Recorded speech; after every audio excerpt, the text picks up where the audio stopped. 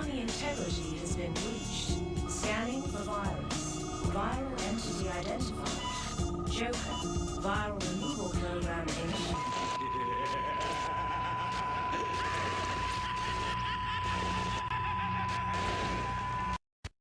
What happens when a game becomes real and none of the rules apply? For a young sorcerer named Tsukasa, the virtual world of the game has become his reality. Where am I? Inside, Tsukasa can fight, make friends, feel pain. Tsukasa. The only thing he can't do is log out.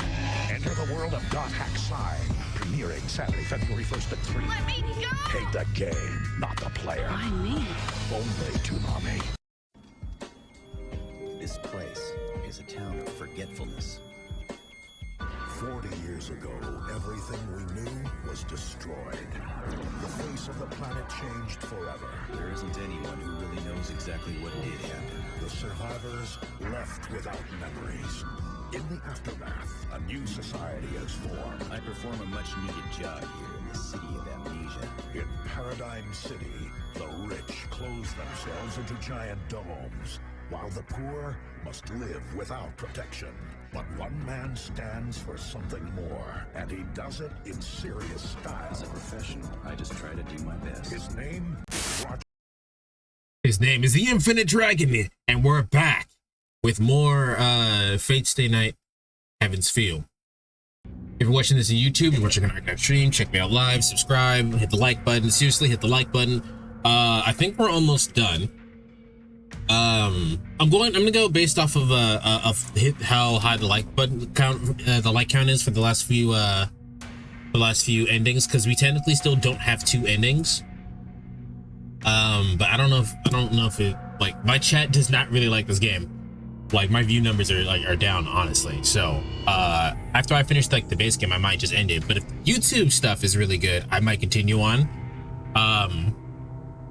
Otherwise, so seriously hit the like button if you guys want to see the other 2 things, the other 2 endings that we don't have. Shido has said, damn it, what's going on? And so we continue. Feeling something is happening in the backyard. So much that of the nauseating, spiteful vortex of energy is leaking out that I can't even touch it. You don't need to be a mage to know that something's wrong.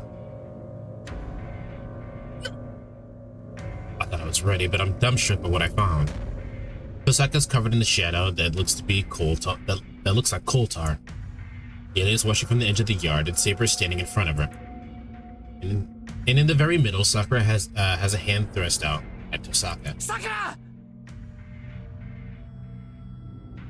I dash into the yard. I can't neglect any of them, but right now Tosaka's in the most danger. He looks like a deathly pale before the coal tar, and her life will be in danger unless she gets help right away. I lift her up, but she doesn't respond. Don't touch it. I tear at the mud covering her, but despite being a liquid, the mud behaves like elastic rubber. I can't get the decent handhold on it, and it just bounces back as soon as I tear it off.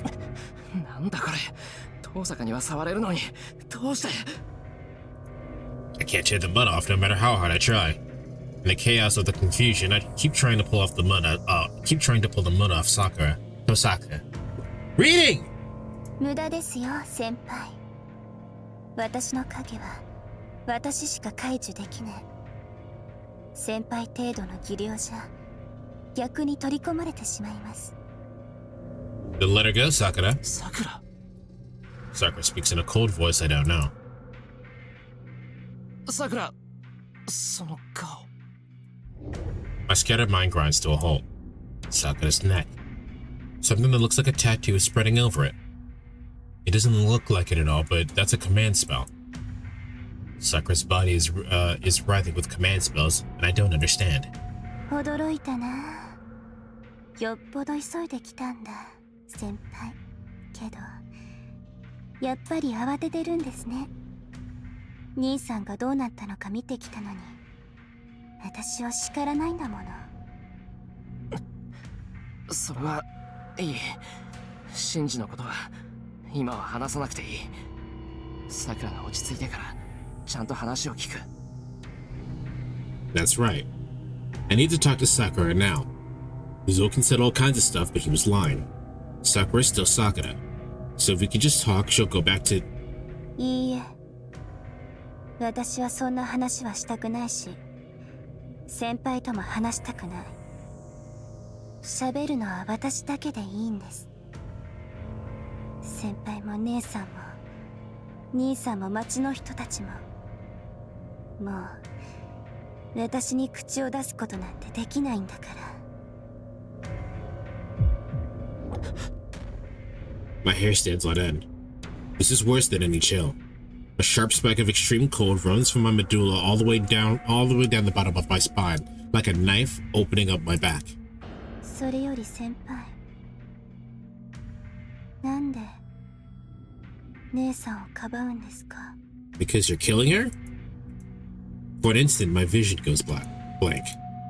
A shadow rises behind Sakura. The chill running down my back crystallizes into ice-cold terror encasing my entire body. That's Sakura. When people told me that she's the shadow, I was able to bear it. But I can't deny what I just saw. All it took was a touch to melt my left arm. But that motionless killing machine slaughtering people all over town was Sakura. My throat feels tight. My eyeballs spasm and the world seems to warp and twist around me. Every cell in my body screams in warning, and I desperately try to snap myself out of my frozen terror. But I can't. Sakura's presence is no longer human, no longer Sakura. I haven't been swallowed by this titanic magical energy yet. There's only one reason I can't move. Sakura's boundless bloodlust is directed at me. そう。いつもそうでした。私を守ってくれるって言ったのに、先輩は私だけを見てくれなかった。でもいいんです。そういう人だから私先輩が欲しかった。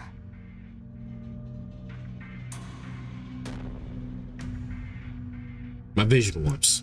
My mind is crumbling and I hear the words of this Sakura I don't know. It creaks in denial.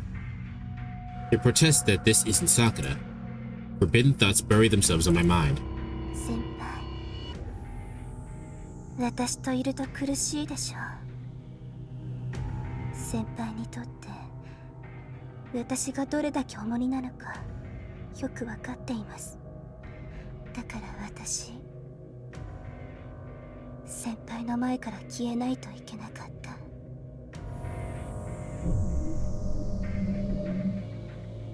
Shadows dance. The ground of the backyard reminds me of a shadow puppet stage. できないんです。私にとって嬉しいことは先輩だけだから。それに先輩だって私からは離れられない。先輩はこれ以上自分を裏切ることができないから。だから殺してあげます。そうすればずっとそばにいてくれるし、何より先輩はもう苦しまなくていいでしょう。The shadows reach for me. They swell into a wave bent on swallowing both me and Tosaka. In my battered mental state, I shove Tosaka away. The black wave descends on me. I didn't even try to evade it. I was terrified. The mere instant I thought that this Sakura isn't Sakura anymore, the realization stopped me from moving my body. I know this. I've bathed in this darkness before. It'll shatter me. I couldn't withstand it even for a second last time. If it covers me while my mind is still blank, my mind will disappear before my body. My body withers. My body temperature drops to 0 in an instant. It's more suffocating and scary than I expected, so I move my body to try to get out. I can't jump. There's no ground to push off of. And I'm going to...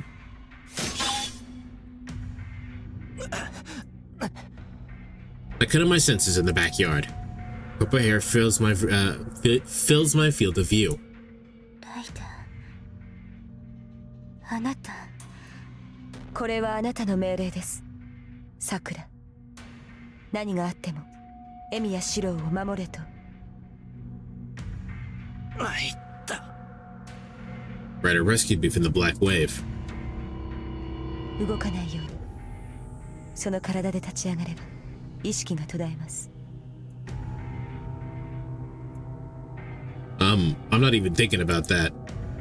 On my hands and knees, the act of breathing threatens to knock me out. さあ、私に逆らうのね、ライダー。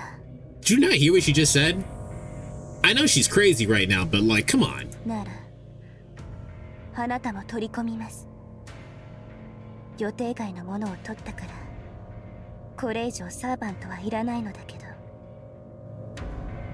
あなたは特別にセーバーと同じにしてあげる。She would look sick like that, though. She would look so cool. Shadows rise. Sakura shrouds the entire yard in darkness. She isn't holding back anymore after Ryder's betrayal. The area around us is already covered in black. Ryder makes no sign of running. She just watches the creeping shadows approach like a criminal waiting execution. そこまでよ。余計なことはしない方がいいわ、さくら。あなた、これ以上取り込むと戻れなくなるから。イリア。The shadow's encroachment pauses. それはどういう意味ですか、イリアスフィール。言葉通りの意味よ。ライダーを取り込んでも、シロを殺しても、リンを再起不能にしても、今のサクラには意味がないってこと。時間の無駄だし、八つ当たりはそのあたりにしておいたら。What is she doing? Illya is walking towards Sakura. サクラは私が目的なんでしょ。なら早く済ませましょう。おとなしく一緒に行ってあげるから。あんなの放っておきなさい。正気ですか。私が欲しいのはあなたの心臓だけ。私と来るということは、殺されても構わないということです。そんなの分かってるわ。けどどっちにしたって殺されるんだし、抵抗しても無駄でしょ。とりあえず今はサクラが一番強いんだし。Illya is calm. It's vexing. I muster my body and every shred of my frayed mind to try to understand what Illya is saying, but I can't. じゃあ、自ら生贄になるというの、イリアスフィール。Illya knew this was gonna happen a long time ago. それが私の役割だもの。けど、清掃はここにはないの。サクラが後継者として門を開きたいんなら、私の城まで取りに行かないと。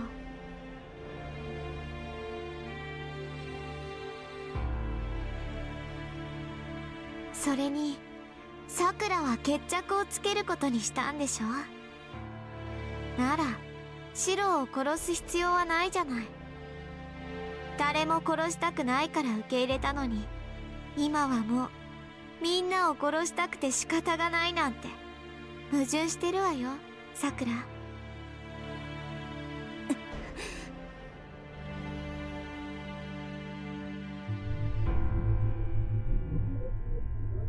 The shadows recede.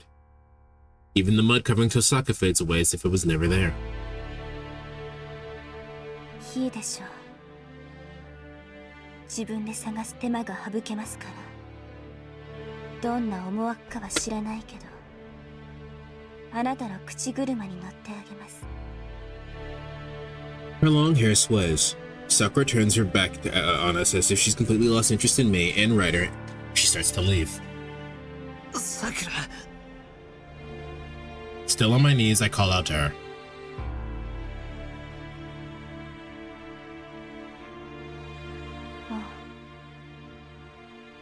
私の前に来ないでください。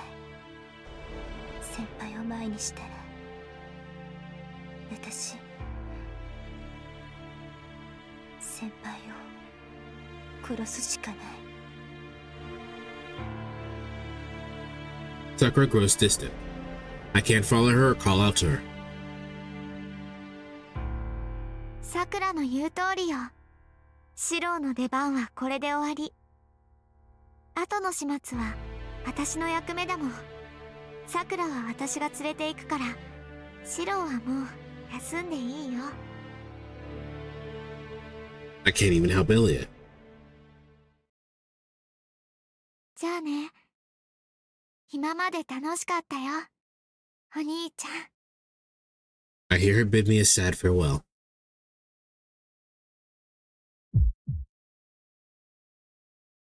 Finally, I unfreeze. My uncontrollable shaking in front of the shadow. My guilt for thinking Sakura was someone else finally stopped. It's infuriating. I was so pathetic that I couldn't even take Sakura's hand. And that's not all. At the very end, I let Illya make such a face when she called me Big Brother. I run. I chase after them with reckless abandon, pushing through the nausea, the chill, and the soup-like brain. 追うな。それ以上進めば殺す。 I kind of forgot she was there, I'm not gonna lie. I completely forgot Saber's ass was here. A black-armored servant stands in my way. She's been silent the entire time, and now she overwhelms me with her grim presence, sword pointed at me. どいてくれ、セイバー。あのまま二人を行かせるわけにはいかない。それはこちらのセリフだ。このままあなたに追わせることはできない。それに、仮に私が退いたところで、今のあなたに何ができる？これは最後の忠告だ。どのような形であろうと、さくらは聖杯を手に入れる。それだけがさくらを解放する手段だ。その結果が彼女の死であったとしても、それで的をさくらは救われる。さくらを助けたいのなら手を引け。だが、それでも追ってくるというのなら、その時こそ、その首を叩き落とす。 Saber's a lot more like Saber than I thought she was. The dark saber disappears. Sakura and Illya are gone. They vanish from sight as if sinking into their shadow. I run out of the will to move my body. My arms and legs go limp, like a puppet with its strings cut.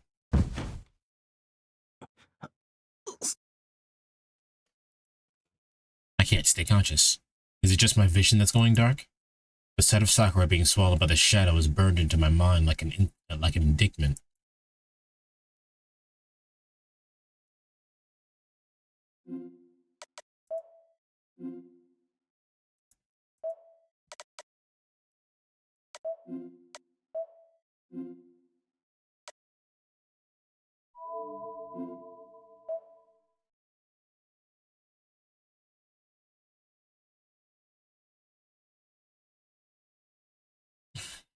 That's so fucked up.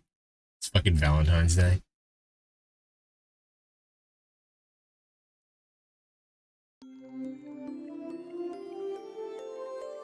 Time to make the final choice.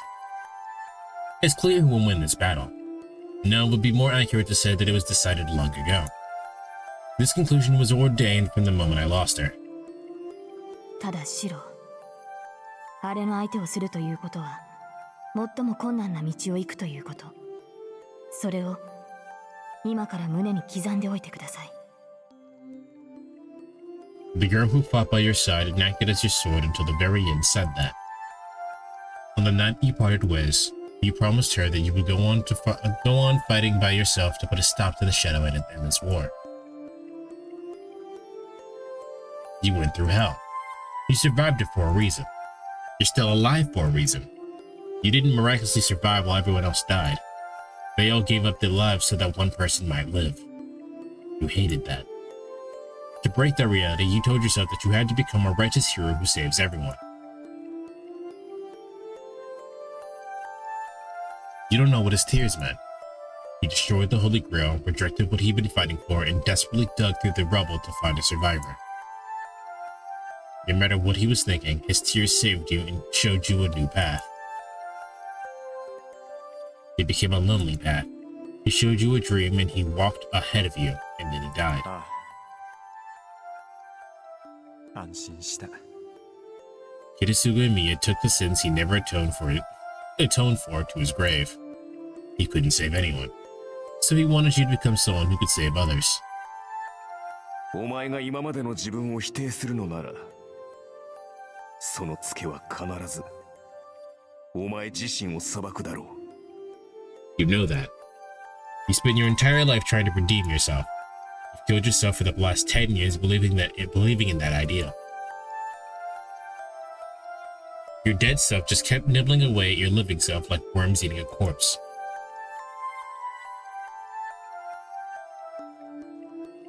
This is the embodiment of your sin.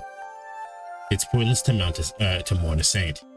As long as Archer's arm is attached to you, it will devour you and force you to atone. It will bring you a ghastly fate worse than death.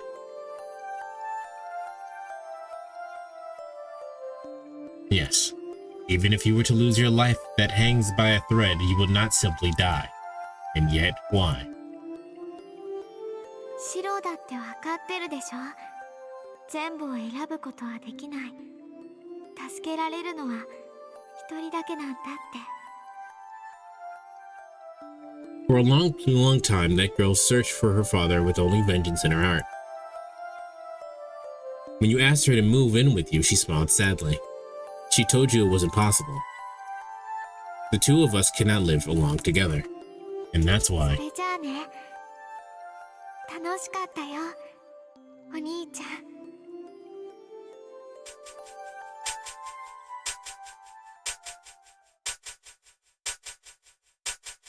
This is the final choice. Will you?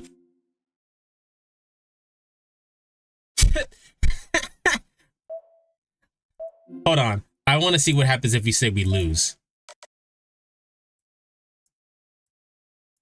Oh, no, no, no, no, no. Roll out. Let's go. Got my smoke to my liquor. Don't think that we won't get you. Yeah, real soon. You'll be looking around like, who knew? You become out quick and boom, boom. We win. You lose. Alright. I can't see any meaning or purpose in standing back up. I close my eyes as if to fall asleep. There's no future left. You all have no future awaiting you. My Holy Grail war ends here. I was never part of it to begin with. Oh, it just ends. Alright, that's lame. Well, again, why even give me the choice?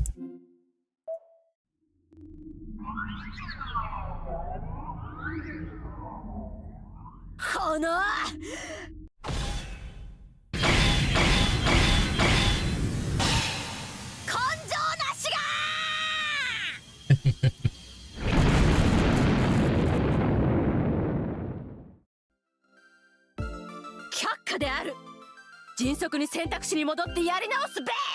This is the only one I've ever laughed at. お姉ちゃん、シロをそんな軟弱者に育てた覚えはないわよ。そうだそうだ。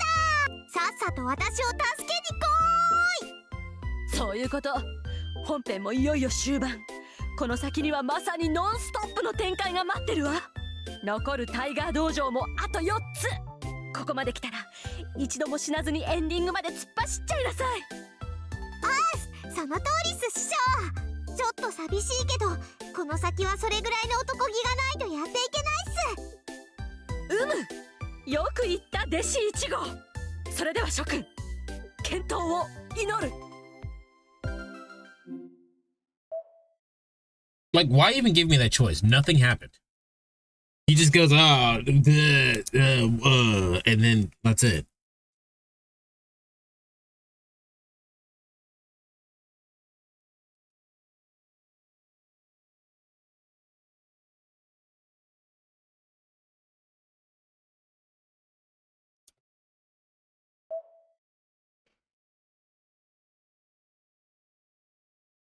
たり前だ。勝敗が消したがどうした。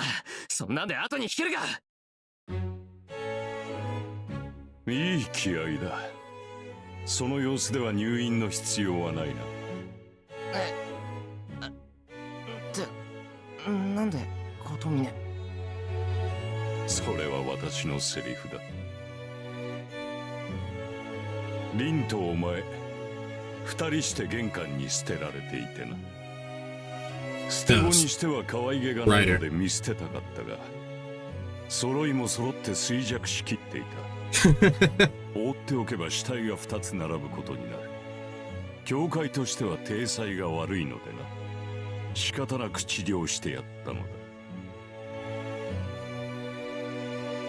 I reorient my surroundings. This is the chapel of Kotomine's church. Nothing feels wrong with my body. I was drained dry of my strength when Sakura's shadow swallowed me, but I'm recovering now. I passed out in the backyard. Sakura probably did too. I returned home very late because literally I had to get HR involved just for me to be able to move store locations and get a proper starting date. That's stupid. But at least you got it done. Welcome in, Dizzy. So it stands to reason that Ryder carried us here. Ryder doesn't have any way to heal an injured human. As far as she knows, Kotomine is the only one who could help us. How much time has passed? The time right now is... 深夜の3時過ぎだ。ここに運ばれてから12時間ほど眠っていたことになる。12時間って丸々半日じゃないか。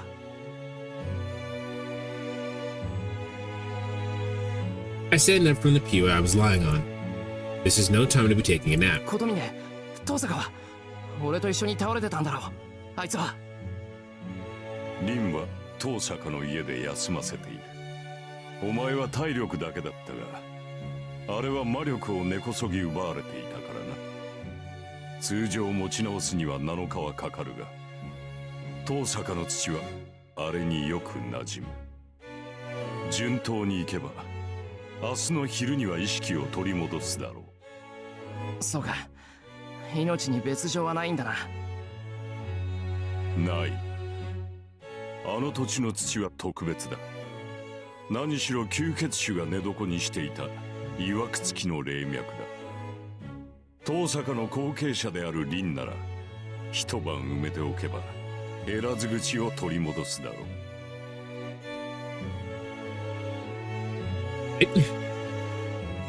I think I just heard something really wild, but I won't pry into it. You're right. I'll just hope that he didn't literally bury her alive. ならいい。世話になった。I'm going to leave the church. I know what I need to do. I'll chase Sakura. I'll bring Illya and Sakura back. I'll protect the people I love. So what if the war is all but lost? I still have the strength to fight. I can't let myself stop here. There's no time. I'm going to be pressed for time even though I'm just going home to arm myself. No, the opponent isn't something I can beat with my own weapons I might find at home. Sakura and a saber. Also Zoken an assassin. If Zoken is after Illya, then he has all of his pawns in hand. それでどこに向かうつもりだ、エミヤシロ。私には事情がつかめないのだが。どこに向かうもない。イリアは俺たちをかばって自分から桜に同行したんだ。清掃が欲しかったら城に来いって言っていた。清掃とやらが何かは知らないが、行き先はあの城だろう。Did you Alawakire? I didn't do anything. We just started the chapter. 清掃だと？いや、それ以前に麻藤さくらは敵に回ったのか。では、こたびの聖杯戦争、すでに勝敗は決したということか。I hate to admit it, but Kotomine is right. Zoken and Sakura. Sakura is unquestionably the superior master, but she can't defy Zoken's will. I don't know what she plans to do with Illya, but it's over for her if she runs up into Zoken. No matter what Sakura does to oppose him, he can take control of her with the press warmers inside her body. そんなことより、なんでついてくるんだよ、お前。お前一人では荷が重かろう。イリアスフィールをさらわれたというのなら、私も静観はしておられる。His reply shocks me to a halt. The fuck did you just say to me? 一人じゃ荷が重いって。俺に手を貸すっていうのか。お前が。不服か。相手は最大勢力だ。凛の助力がない今、私程度でもありがたいはずなのだが。I don't have a problem with it. I'm not complaining about having help on my side, but... なんでだよ。あんたが俺に手を貸す理由はないはずだ。もちろん。これは今回限りのことだ。イリアスフィールを救い出した後も、協力者などと思われては困る。お前と私は最後まで相入れぬ関係だ。なあ。単純な利害の一致だよ。加えて私のサーバントは全て奴に敗れた。理由としてはそれで十分ではないか。There's no lie in Kotomina's words. You're not going to question he said all of my servants? You're not going to question that. I know we know, but I don't think Shiro knows. A lot has happened between us, but he hasn't lied to me once so far. Why would we refuse? 勝手にしろ。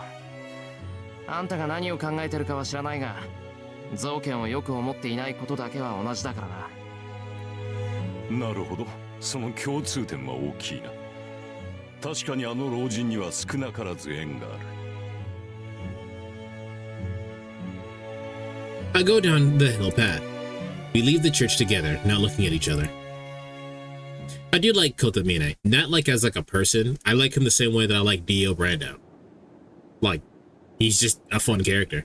By the time the hired car takes us to the forest, the sun is starting to come up. ここで待て。日付が変わるまでに私たちが戻ってこなければ帰っていい。We have the black car wait for us on the road near the forest. Kotomine hired a driver to take us 協力 here. するって何を協力するんだよ。差し当たっては足だな。After a brief exchange, Kotomine promptly called for a chauffeur. To be honest, it was a big help. There aren't many taxis who would be willing to drive as a high school student on to the edge of town at 3 a.m. 戻ってくる者がそこの少年だけということもある。その時は良くない状況だ。私の帰りは待たず、全速で町に戻れ。Kotomine dispassionately gives the driver instructions. The driver nods silently and opens the trunk. エミヤ、獲物だ。He tosses me a stick-like object. なんだこれ。剣か。The stick. This is CL's weapon. I kind of want to Google this. I can show y'all, but no. Just if you Google CL, for people who don't know, CL spelled C-I-E-L, and then look at the weapon she uses, it's the same thing. The stick turned out to be a thin sword. From what I know, it's similar to a Western rapier. This is nothing like a rapier. It's specialized at thrusting, not cutting. But the blade is pretty thick, so it feels hard to use. It's like a long version of the Dirk's assassins uses. Standard church weapon, of course. 奴は銃を好んだがな。あいにく今はサブマシンガンしかない。幽霊どもに鉛玉は効かんし、お前には扱いづらいものだ。魔術使いのお前にはそちらの方がらしいだろう。I only have a submachine gun. Besides, lead doesn't affect ghosts, and you don't know how to use it.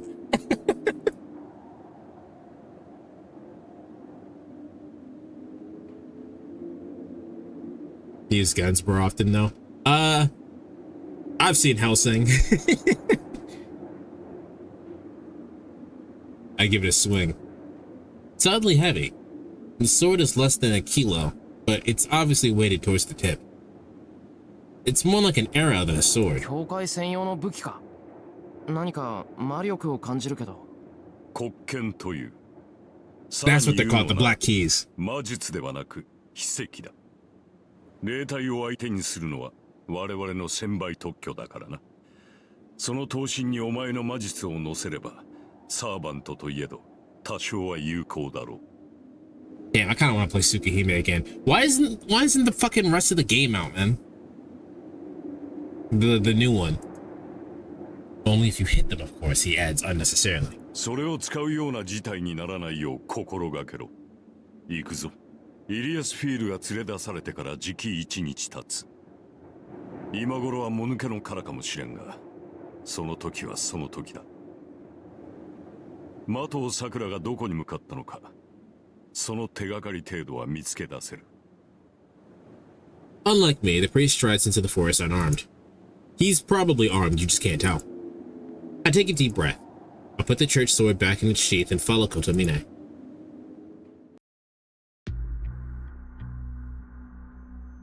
I'm the leader now. I rely on my memory to find the Einsburn castle. I couldn't reach it the last time I was here. On the way to the castle, I ran into Illya fleeing the shadow. I checked my left arm. It's completely different since the last time I was here. I was helpless as the shadow nearly slaughtered me. That hasn't changed. I have no way to beat Sakura. No, the shadow, and it has Saber on its side too. If I run into them, I'm fucked. The only way to take Illya back is to ambush them.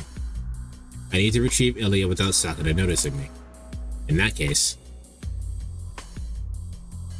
what should I do? How should I deal with Sakura now that she's changed? How can I turn her back into the Sakura I used to know? 待て。的尾さくらを連れ戻そうなどと思ってはいないだろうな。思ってるに決まってるだろう。俺はさくらを助けるために。やめておけ。今の我々では的尾さくら、いや、あの黒い影には太刀打ちできん。出会った瞬間、話し合いの余地もなく飲み込まれるだけだ。それはお前の方が分かっているのではないか。Well, it's true that Sakura wouldn't be any different from the way she was in the backyard. But still, 今回は諦めろ。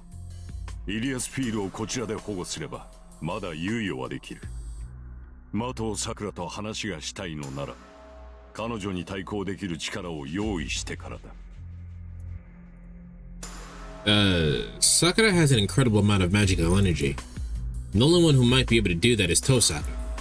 My only role right now is to project the jeweled sword she mentioned so we can use it against Zoken in the shadow. わかった。今はイリアを救うのを第一にすればいいんだろう。そうだ。では行くぞ。時間がない。I clap my cheeks to motivate myself. This isn't the time to be whining. I'm going to save Illya. Sakura said she'd kill Illya. I won't let Illya die and I won't let Sakura kill her. All I can do now is separate Illya from Sakura. I'll just focus on that for now.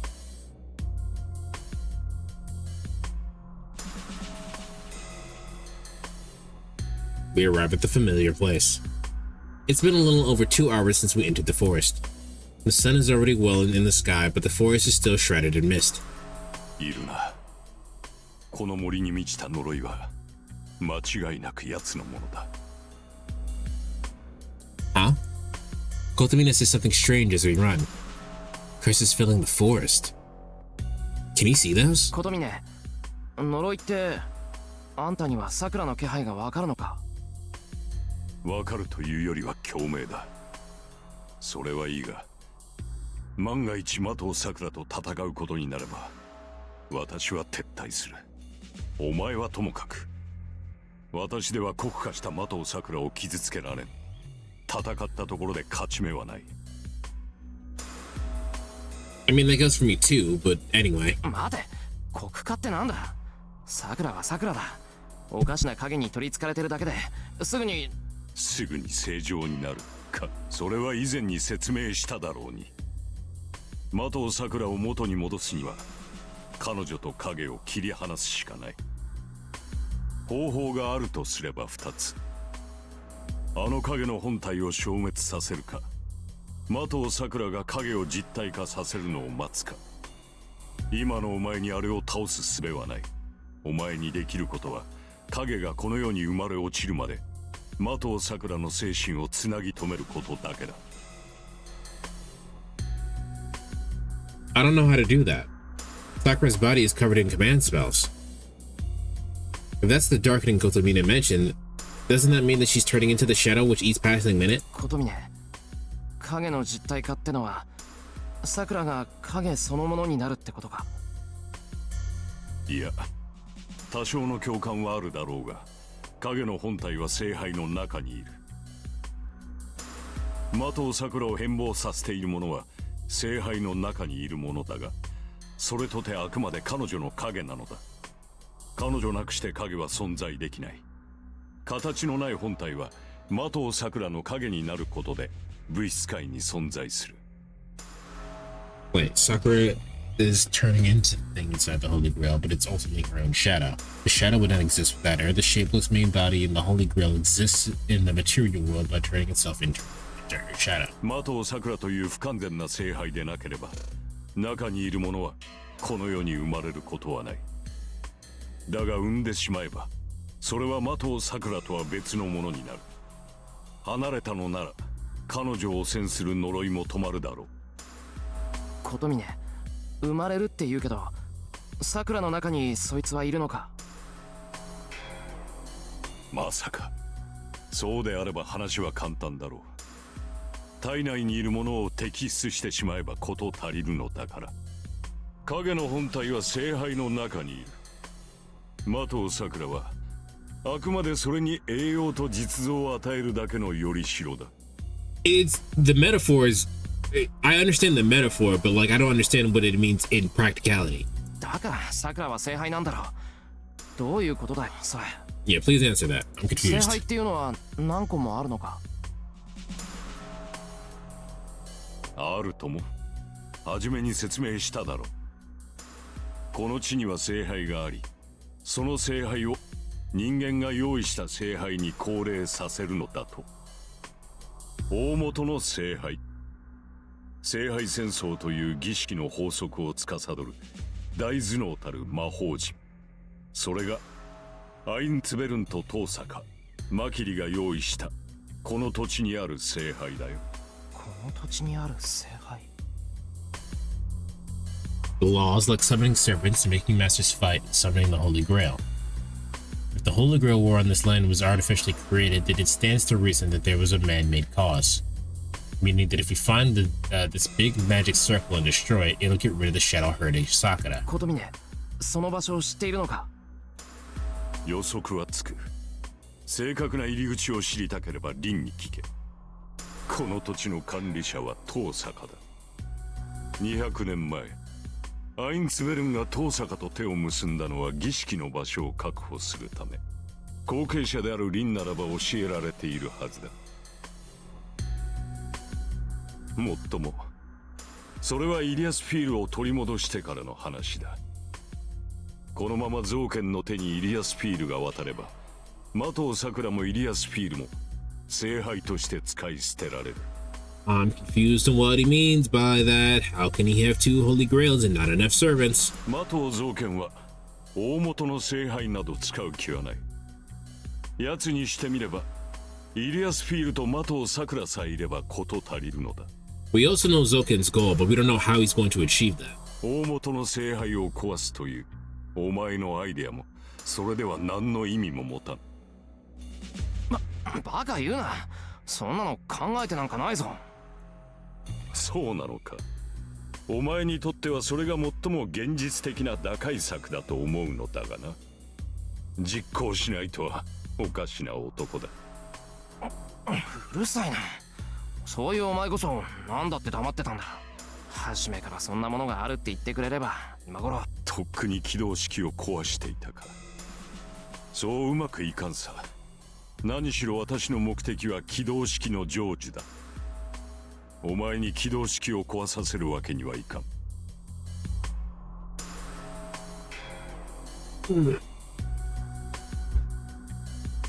言っただろ。イリアスフィールを助け出した後は敵同士だと。私の目的はお前たちとは違う。興味があるのは的藤さくらから変化するもの、いや的藤さくらになろうとしているものだ。造剣のような望みはない。ふざけんな。あんたも造剣と同じだ。さくらを利用して得体の知れないものを作って、それを自分のものにしようとしているじゃないか。自分のもの？まさか生まれた後のことなど興味はないし、そもそも人の手で御し得るものではなかろう。現れるのは地獄という現象だ。的藤さくらがそれになれば、私とて例外なく死に絶える。What the hell? Then this guy's goal is to... 正気か。そこまで分かっていて、自分だって殺されるって分かっていて、さくらをそんなものにしたいのか。そうだ。私の役割は誕生するものを祝福すること。それはどのような状況、どのような対象であろうと変わらない。ここに生まれようとする命と意志がある。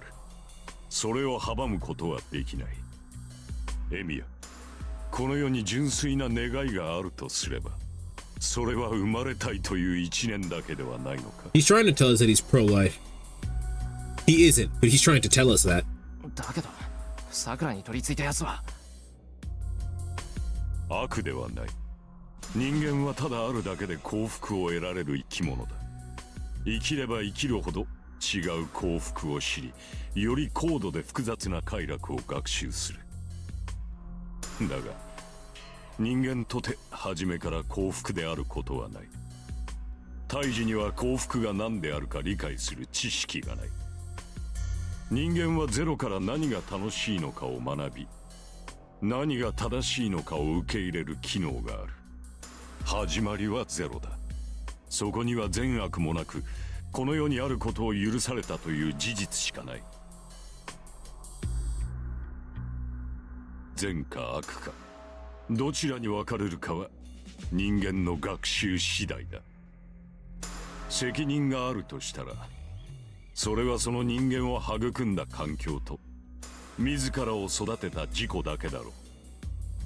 そのものが生まれ出ることには何の罪もない。故にそれが悪魔であろうと誕生を祝福する。私は今までそのように生きてきた。 Wait, that's not true. Wait, he's fucking Christian. Or he's a priest at the very least. He's Catholic. If you're Catholic, you believe that you were born into sin. That's just not true. Fake ass priest. Fake! Faker! この生き方は私のものだ。的藤さくらから生まれ出るものが地獄であろうと、それを変えることこそ難しい。I can't understand what he's saying. I can tell that he's sincere. He says that he's going to bless the evil that's trying to be born from Sakura, even if it kills him. I can never accept what he's saying. Still, it's true that he's helping me rescue Illya, and he's trying to set Sakura free from Zulkin. His ideas are incompatible with mine. We can't coexist. But right now, we have the same objective. 信頼していいんだな。 Hello, Ace. 共闘すると言った。私の背中はお前に任せる。His answer is firm. That's all. I've gained the best ally I could ask for right now. Now it's time to think about saving Illya and safely escaping from this forest.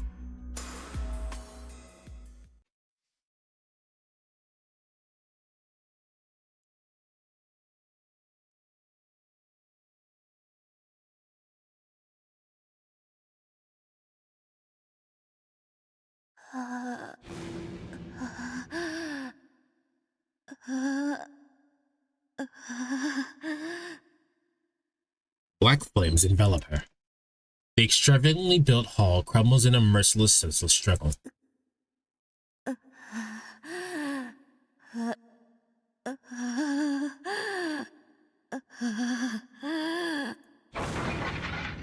The rising flames are like a heat haze. A once shapeless shadow pulverizes the walls and floors in time with its host's anguish.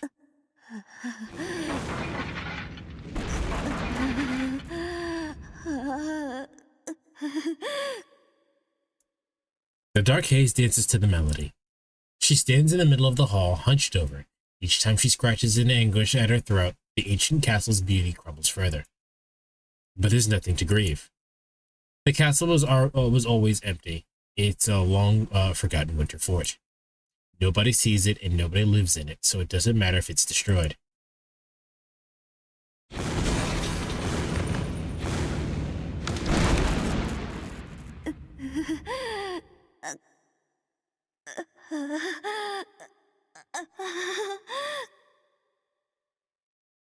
The hall is becoming a kingdom of a shadow. In its center is a suffering woman who's both monarch and slave. Damn, bitch, you live like this? It has been a day since she brought Illya's here.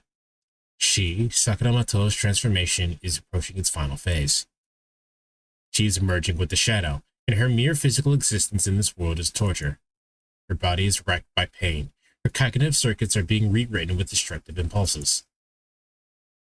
If that was the end of her darkening, she could tolerate it. She's accustomed to physical pain and torment. But the heartbreak of having her very being denied is new. The shadow cannot exist in this world. It cannot receive any of the world's blessings.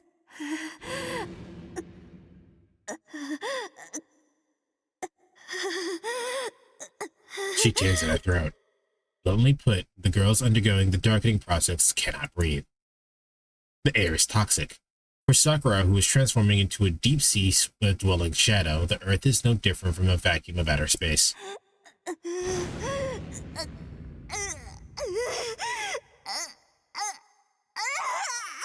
So she dances.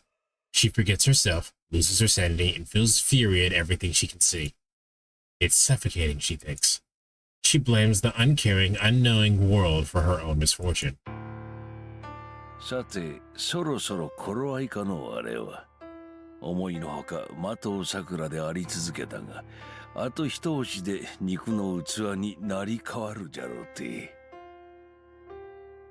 Two shadows watch this sight. An old man, Zoken Mito, and his servant, Assassin. あと一押しか。その言葉。とうに聞き飽きたぞ魔術師殿。すでに勝敗は決したのだ。私以外のサーバントなど不要。早々に残る2体を取り込ませてしまえばよかろう。分かっておる。だがあれは自ら取り込んだサーバントを殺そうとせん。小娘の朝知恵か、単に度胸がないだけなのか。セイバーもバサーカーも桜に囚われたままよ。殺してしまえばよいものを存命させておる。 No, Weezy, you did not hear Bury the Light. This game came out way before then. だけではないというのか。おそらくわしに対する牽制なのだろうが、千両。サーバントを抱え込めば込むほど、あれは多くの魔力を聖杯から引き出す。起動式から魔力を受信する小聖杯ならではの魔力補給だが、流れてくるものは魔力だけではない。あれはサーバントを生かす限り変貌を早めておるのだ。わしが手を下さずとも、じき理性を食われ、理想通りの道具になろう。The old man laughs, sneering down at the suffering girl. There is affection in his eyes. He does love. The experimental subject has exceeded his expectations and will soon bless him with the long-sought immortality. How could he not love her? In the old mage's eyes, Sakura Mato is a beautiful bride. Ew. No matter how she struggles, she will overcome this. She will become his. It doesn't matter that she's controlling power, controlling more servants, and attempting to preserve her sanity. 11 years ago, Zoken obtained control over Sakura's fate. All it would take for the old mage to kill Sakura is to blink. But the White Skull is different. As an ominous symbol and a gust who carries death, he is sensitive to others like him. 魔術師殿は軽視しているが、さて。Will this go as well as he hopes? The situation will not change, even if the girl loses her mind. That thing reacts to hostility and bloodlust. In that sense, the girl raving beneath them will be no different even after she loses her sanity. Zokenmato is conceited.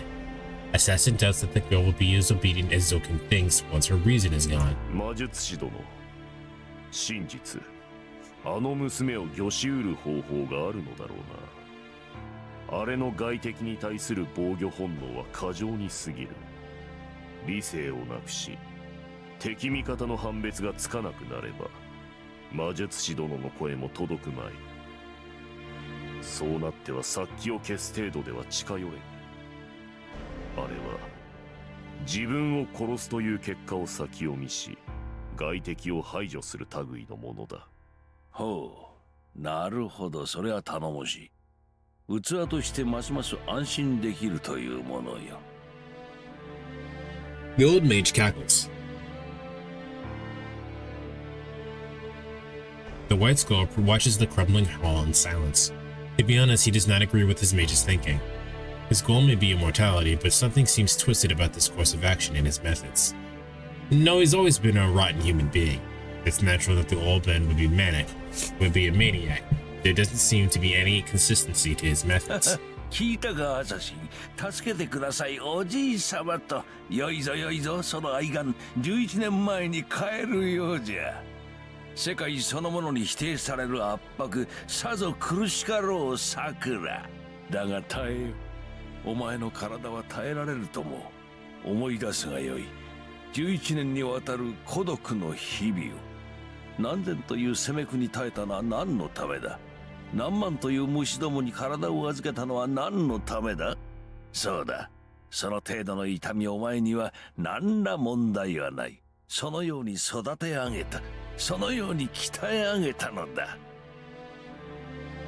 Apparently, the old mage can hear what the girl is saying.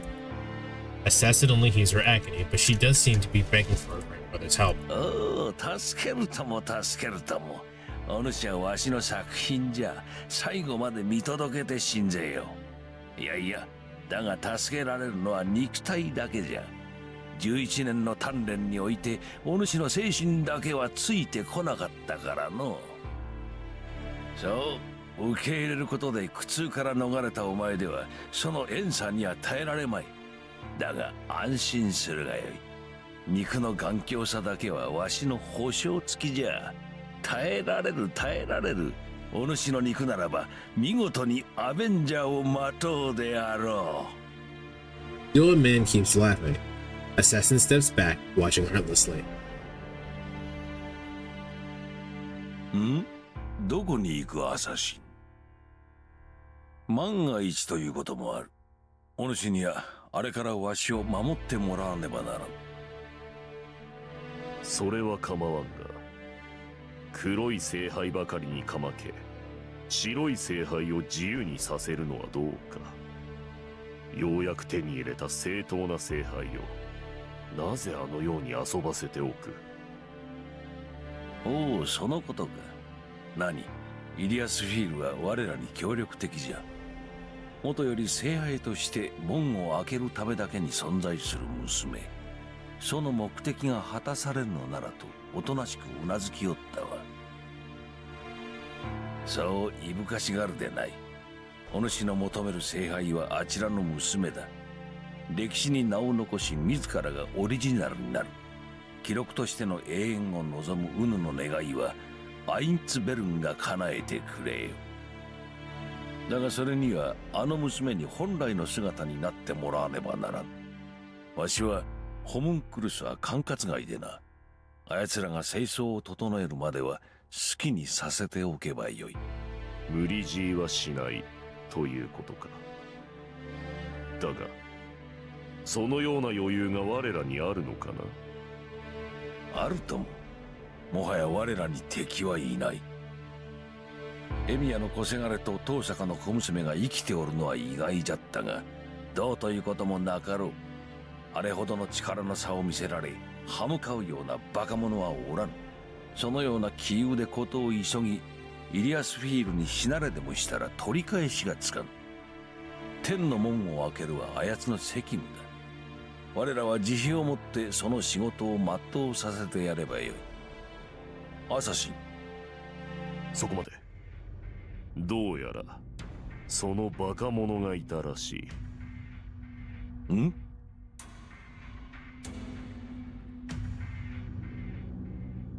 The white skull disappears a moment later. Killer sensed intruders and didn't hesitate to leave the castle. The enemy has already left the building. They slipped through the careless old man's grasp and headed for the castle gate.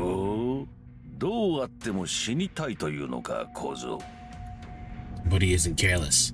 No matter what happens, he will not let Illya's Veil escape. In essence, the long-held wish of the Ironsprings has been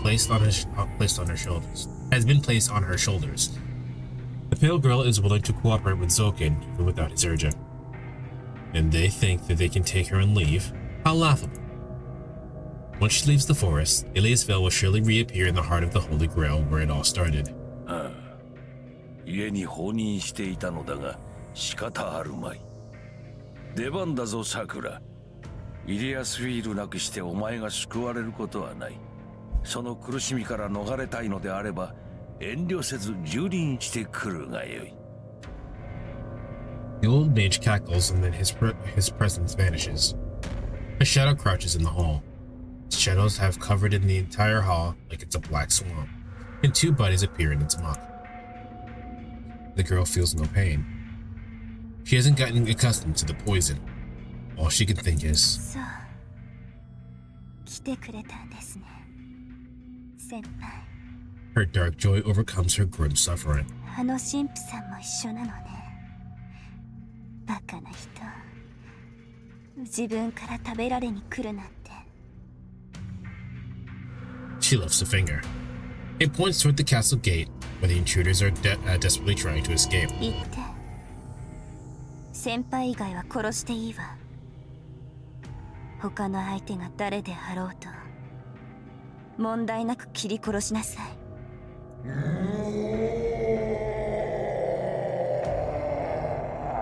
Her hunting hound roars and storms off into the distance. もっとも今のあなたにはその相手が誰かなんて判断はつかないでしょうけどね。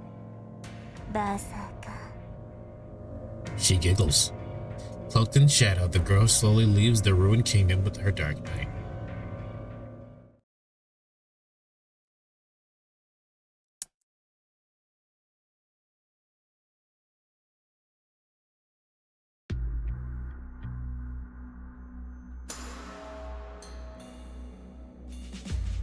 We get through the forest. We're in a circular clearing in the vast sea of trees. The castle I saw through Illya's eyes towers over the forest just as I remember. There's no sign of anyone around.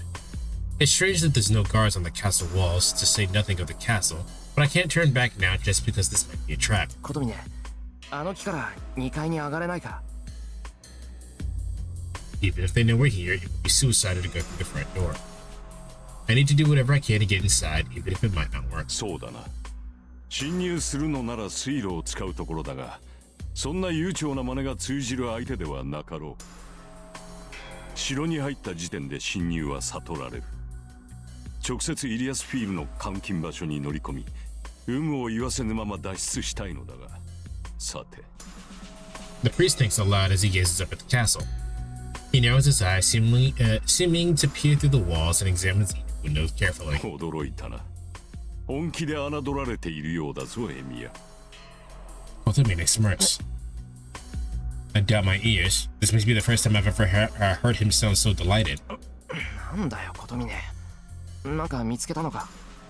見つけたとも。時に。一つ尋ねるが、登山の経験はあるかね、エミヤシロ。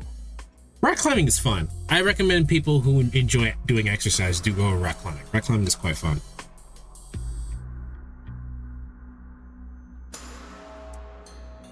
まさかあんた。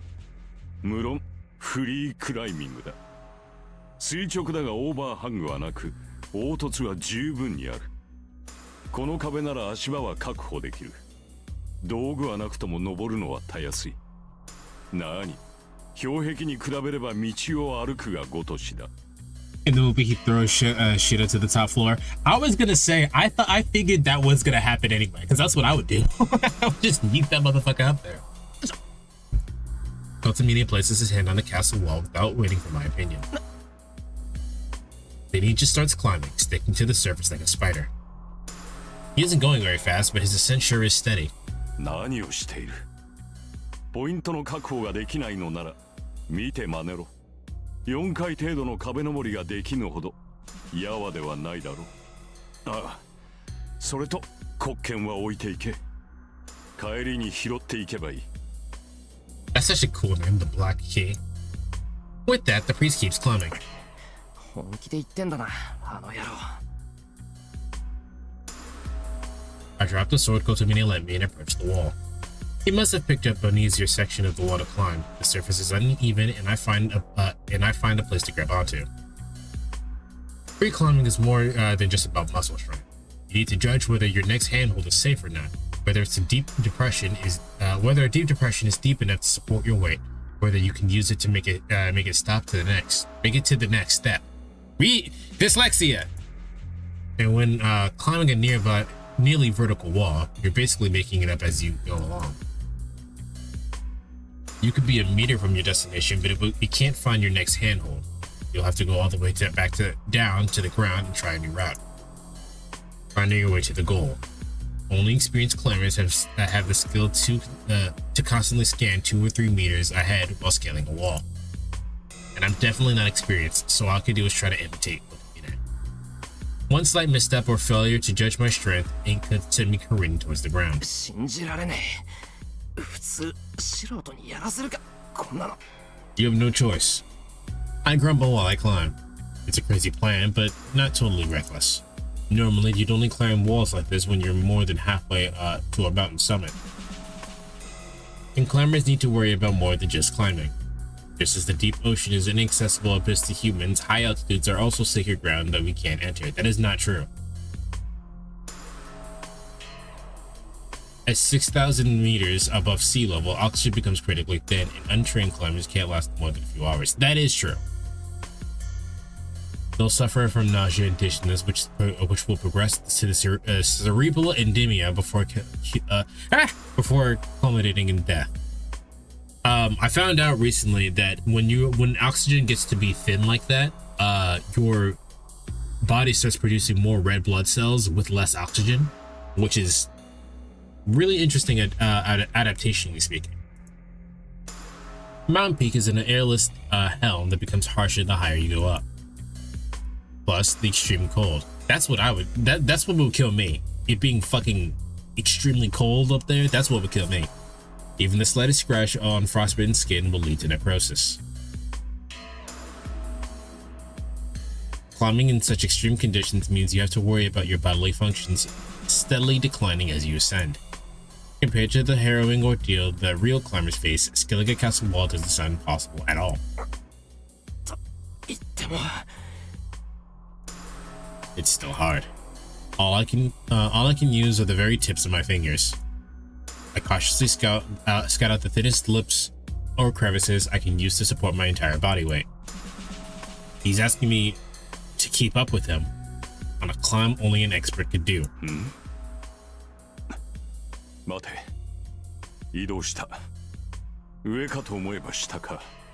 エミヤ、3階の窓まで下がって中に入れ。この無茶言うなよな、お前。Do I look like a lizard to you? ことにね、窓あるぞ、窓。こんなのどうやって入れってんだよ。構わん。ぶち破れ。この衛星神父、こんなんなら最初からな。I would have been way easier to climb a tree to get inside, you moron. I break into the castle. I shut out a window and drive through it with all in the same motion. I hang from a wall with both hands and swing my body like a pendulum to bust through the window with my legs. I roll on the floor onto an extravagant carpet. By the time I swung my legs down, most of my body was already falling.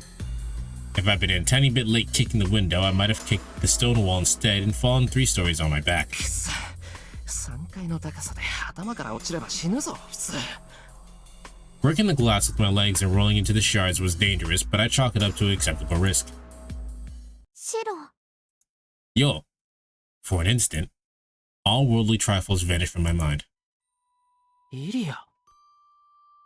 I even forget that I'm deep in enemy territory. I recalled the events from my backyard. Illya said farewell to me with such a forced smile.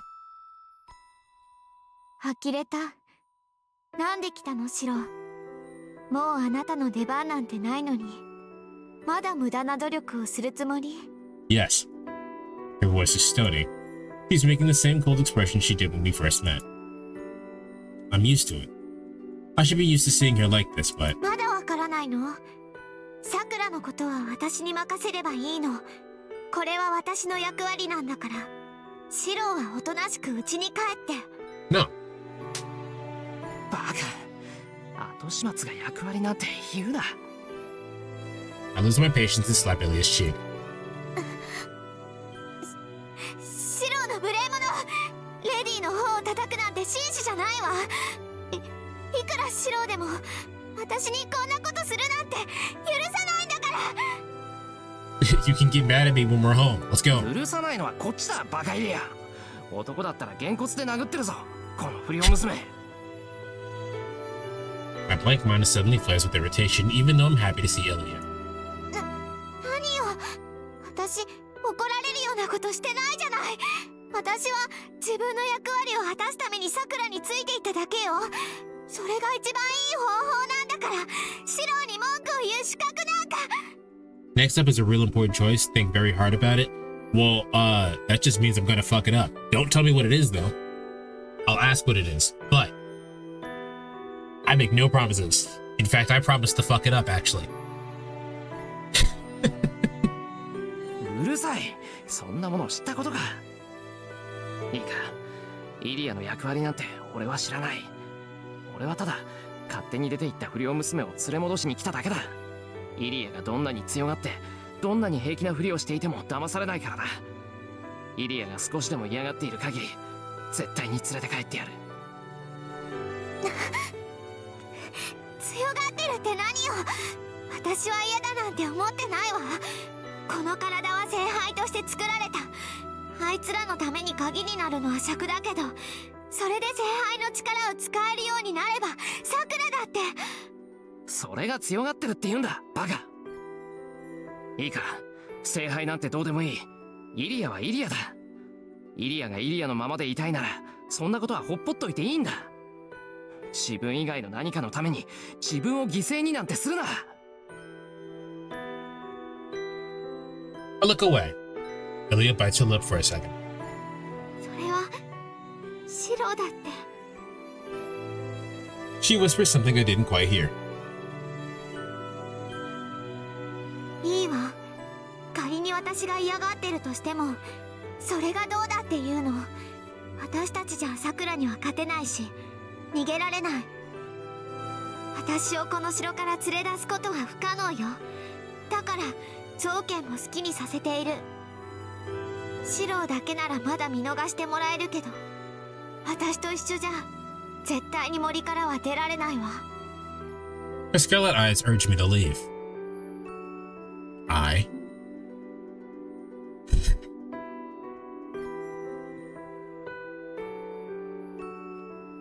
You know what, chat? I don't think this is a choice that I can make by myself. What do you guys think I should do? Should I bring Illya home? Should I bring Illya home? Or should I bring Illya home? Now, K24, since you know what's going to happen, does it matter? Does it actually matter which one of these I click? That's my only question here. I don't think the game would do that to me, but I'm gonna ask just in case. Okay. Well, let me just write something down because there's no way this can't be the chapter name.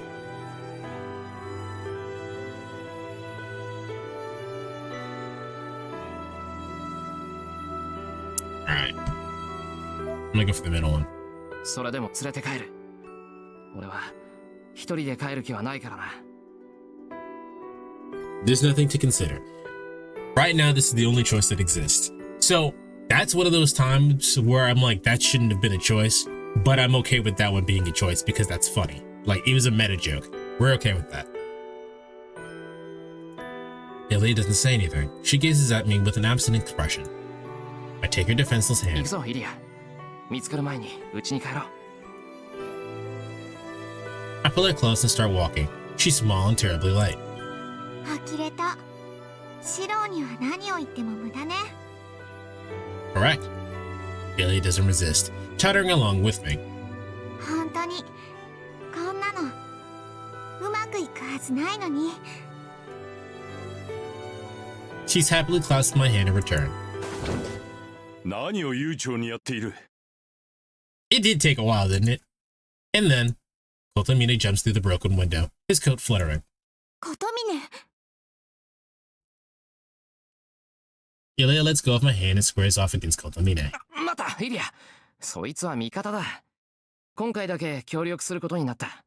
即興の味方なんだ。え？嘘。シロったらこんなやつと手を組んだの？ダメよシロ。こいつは。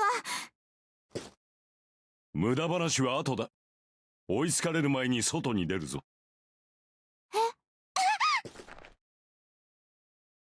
Kotomine moves in a flash. Before I can react, he scoops up Illya in his arms and drives out the window. Illya! I panic and run towards the window. Kotomine is just laying down on the ground. As soon as he touches the ground, Illya wildly waves her arms and slaps him across the face. It's a pleasant sound that I can hear from up here. 感心してる場合じゃない。要するに飛び降りろってことかよ、あいつ。Surely you can... No normal person could, but surely you can take a third-story jump. Just don't starting to doubt myself. If I can pull off the landing, I'll survive somehow. I charge my legs with as much magical energy as I can manage. I can't magically strengthen my own body, but it should lessen the impact.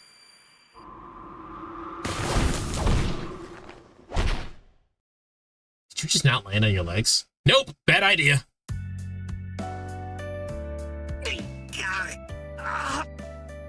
I jump over 20 meters high and drop in a roll when I land.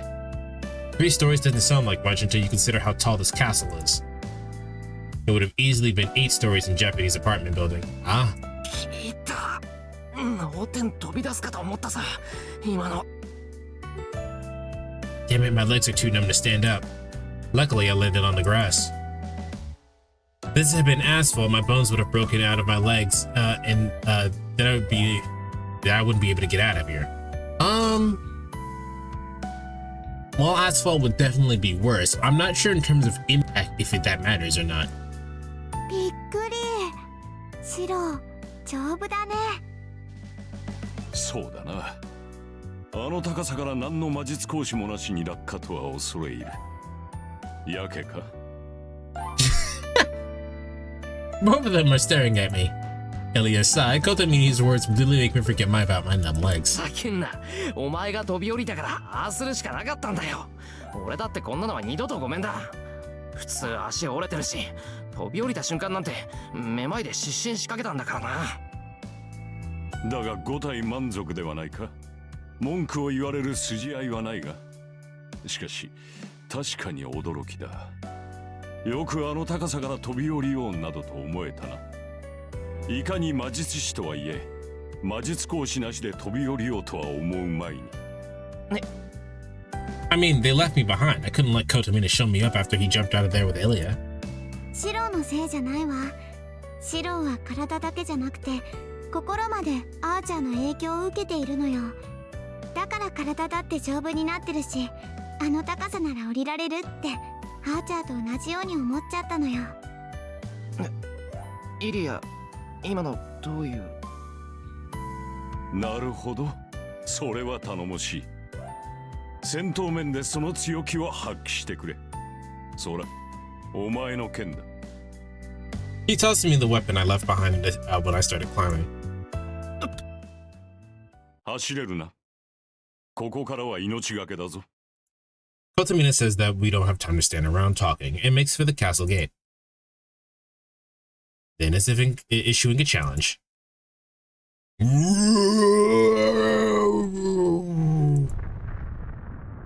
different sound shakes the wintry castle.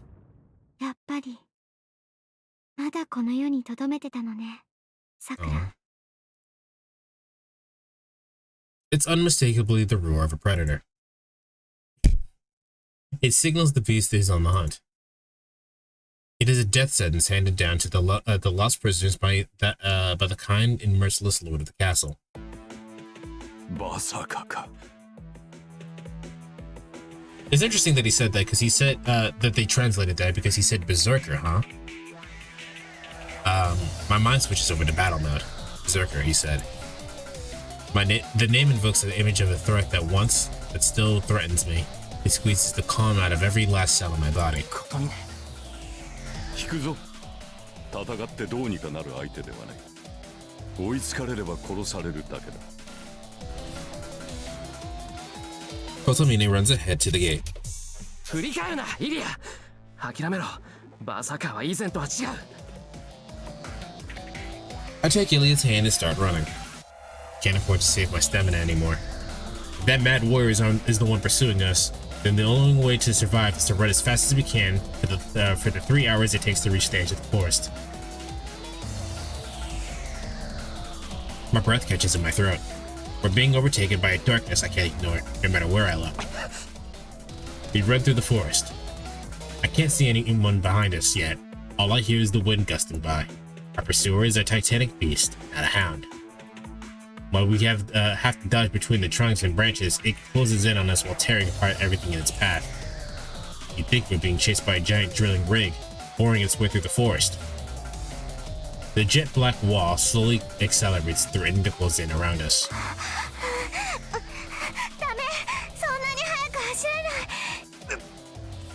I slow my pace to match Illya's. This is bad. The hostile wall is about as fast as me. If I have to run while carrying Illya, it'll definitely catch up to us within a minute.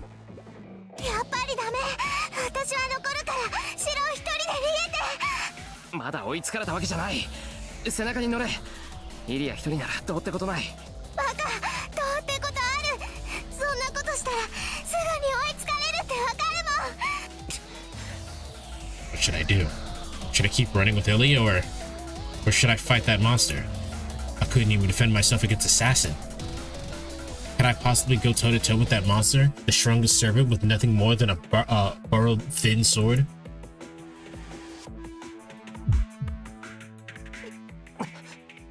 I can't. Stop. Give me a break. There's absolutely nothing I can do to beat that monster. If I stop, I'm dead. I'll be killed for sure. If I face that monster, I'll chop my feeble body in half and it'll stomp my still conscious torso to smithereens like an industrial grinder. その必要はない。イリアスフィールは私が運ぶ。Illya and I turn around. We don't have time to stay surprised. Ultimately comes all the way back to us and picks up Illya's veil in his arms without further ado.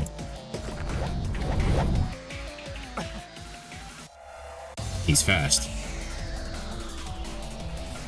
Ultimately must be in great shape. With his height, he should be able to easily run while carrying Illya's veil. But we're in the middle of a forest.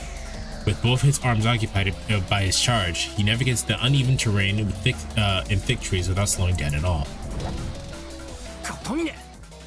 I run after him as fast as I can. I keep up with him. Unshackled, I run next to Kotomine, who's carrying Illya. I managed to cover 100 meters in 7 seconds. That's impressive. In the forest, it's so easy to trip on. I think isn't the fastest meter dash closer to 10 seconds? That's impressive. My heart beats at a rapid cadence. Something's wrong. I'm running too fast. No human could run through the forest nearly 50 kilometers per hour. My legs throb. My wrapped left arm feels odd, like it's swelling. It must be what Illya was talking about. Archer's physical functions are taking over Shido and Mia, not just his combat experience. It's a radically potent muscle-enhancing drug. The poison is injected into my body, giving me power beyond my own. That's good. Even if it's like shaking a Geiger counter to try and make it not detect the radiation link. I appreciate it right now. But not Kotomine. He's not showing any sense of magical energy output or magecraft usage. It's going cheetah speed? Yeah! I don't know kilometers, but it sounded fast. It's hard to believe but he's sprinting while carrying Illya without the aid of any magecraft at all.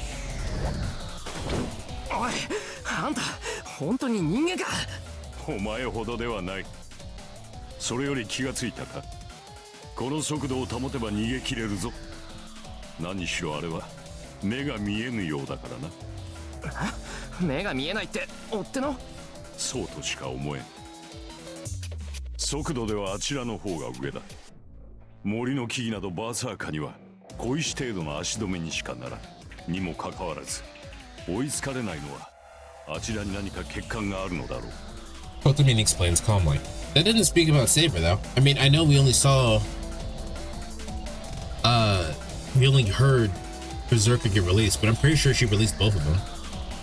Got as fast as a car on the highway. Ah! So my man is moving. It bothers me that he can look so bored talking about something that should have us jump for joy. But that means 生きれる。あとは俺たちの体力次第ってことか。いや、逃げ足だけで勝ち抜けるほど甘くはないようだ。 his voice drips with hostility. Before I understand what he means, アサシン。 I kind of forgot about Assassin. My left arm twitches. Oh, that's sick! I see a white skull. Like a rapid slideshow, Assassin fills in and out of the trees on both parallel to... Assassin filts in and out of the trees on a path parallel to ours, seemingly mocking our escape. By the time I notice it, it's too late. Assassin makes a subtle wave of his arm and he slips in and out of the trees at high speed and... Someone blocks the attack before I can skewer between me and the eyes. I gasp. Only one person could have done that. Ultimately deflected the throw that I couldn't even see, all while carrying Illya. 目障りなやつだ。手が空いているときは現れぬくせに、忙しいときは呼ばずともやってくる。Ultimately slows his speed.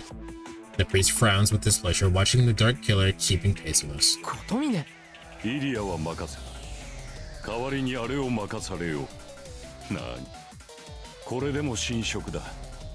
悪霊払いは慣れている。Cool. Ultimately stops and lets Illya down. あんた本気か。 Illya is bewildered. I take her hand and pull her close. At the same time, 3 daggers fly at us like bullets. ことみね。鋭いが実直すぎる。アサシンを名乗るにしては読みやすい立ち筋だ。I'm just happy to see the black keys again. I'm having trouble believing it, to be honest. Assassin let fly 3 flashes of lightning, and the priest parried them all without breaking a sweat.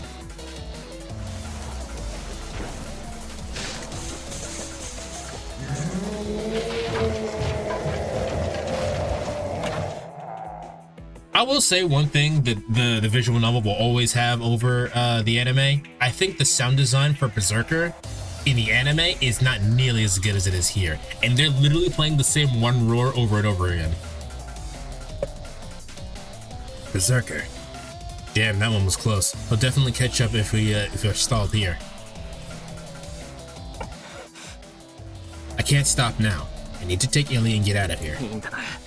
行くぞ、ことみね。そう言っている。こちらの心配は無用だ。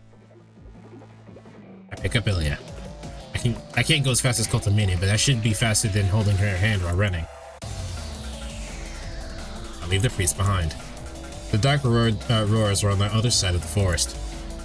It's wreaking destruction in a seemingly wild pattern to smoke us out, but closing in on us all the same. I don't have anything to say to Kotamine. The best answer I can give now is to turn my back to him and run with all my might. But right before I leave... エミヤ、助けた者が女ならば殺すな。目の前で死なれるのはなかなかに応えるぞ。The priest says something oddly self-deprecating and human. 余分な忠告だ。急げ。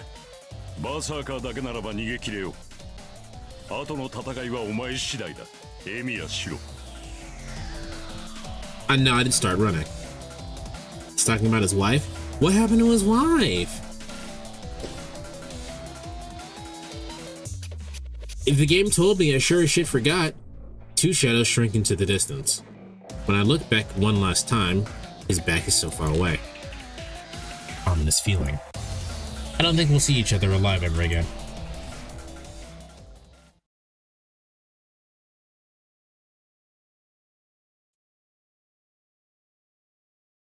You learn in 2 minutes? Okay.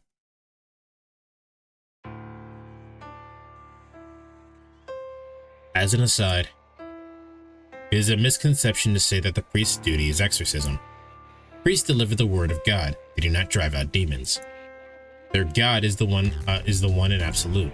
He resides in all and is the greatest of all. He is the Holy Spirit who created the perfect world. He would never... Okay, K24, I appreciate you telling me stuff, but what's happening now is spoiling.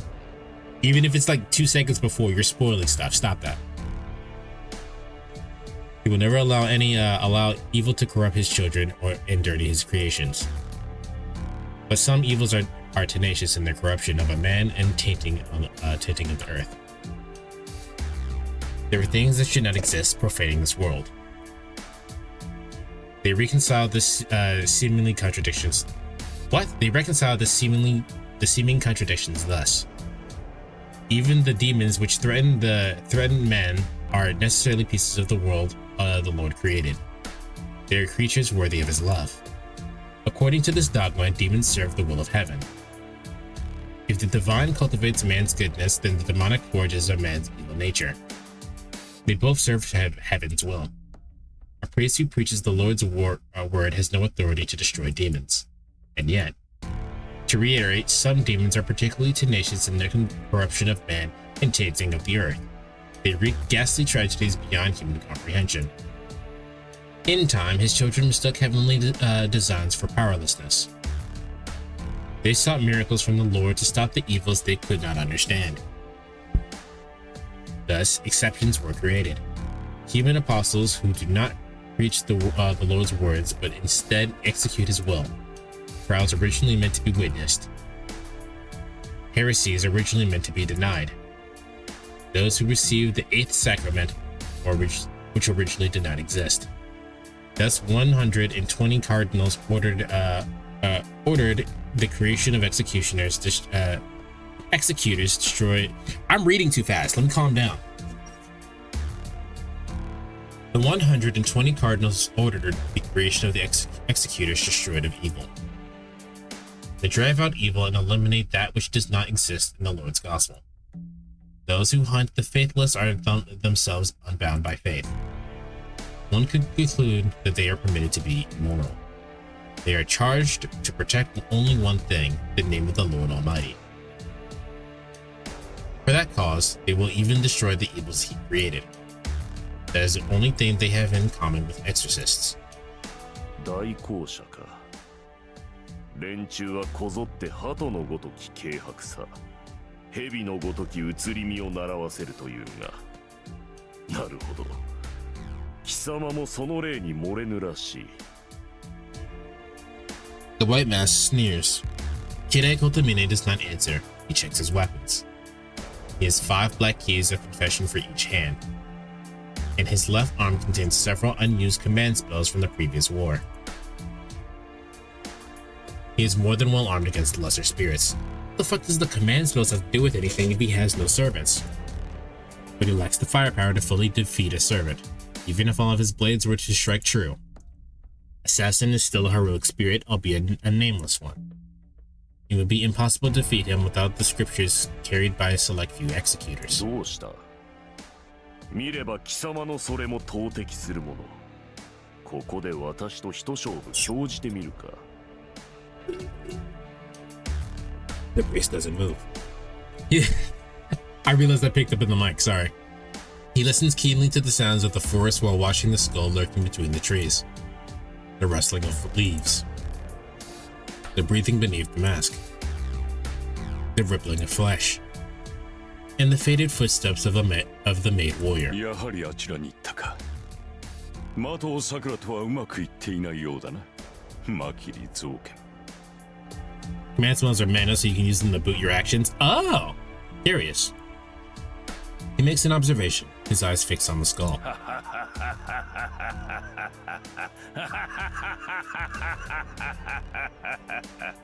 Good laugh, intimidating. そうか。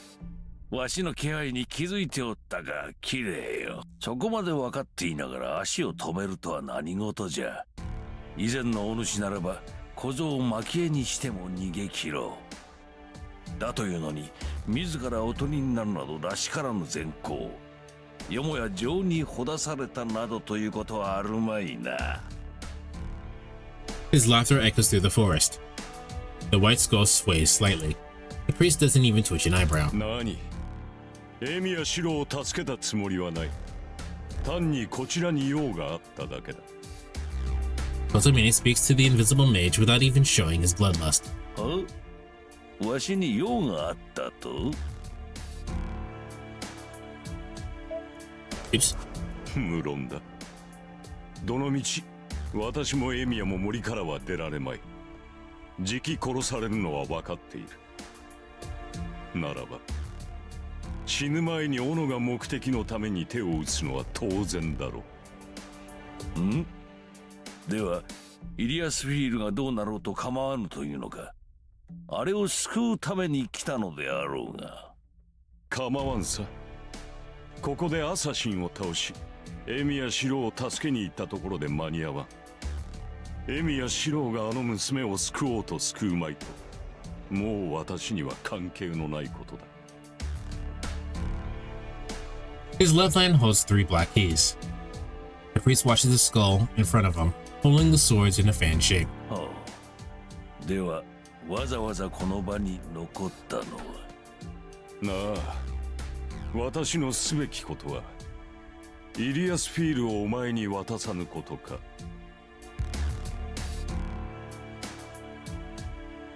Bloodlust disappears.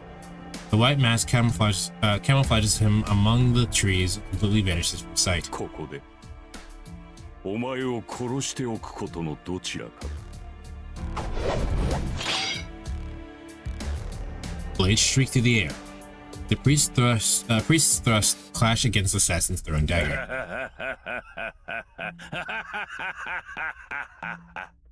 そうか、そのために死にに来たか。よかろう、きれい、腐れ縁者。教会の外れ者がどこまで戦うか見届けて死んでようぞ。His cackling rings through the forest. Knowing he can't win, the clergyman who only drives out evil forces down the Malak al... Did I say that right? Malak al-Mut. Out?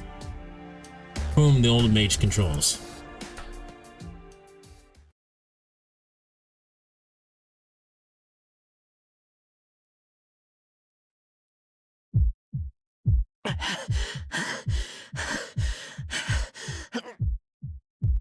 I run through the forest carrying Illya.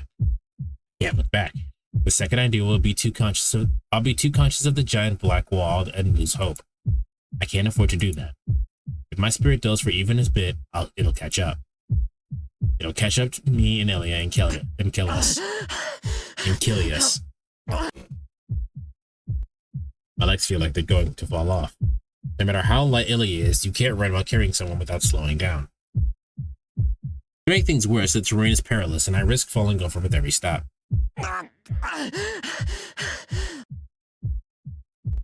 Faster, faster, faster, faster. Gotta go fast. I need to go faster than I am now, or it'll catch us. The presence behind me closes in with every passing second. I need to stop this lazy jog. I need to run faster. Fast like Kotomine. I need to take Illya out of here. My heart's going to burst.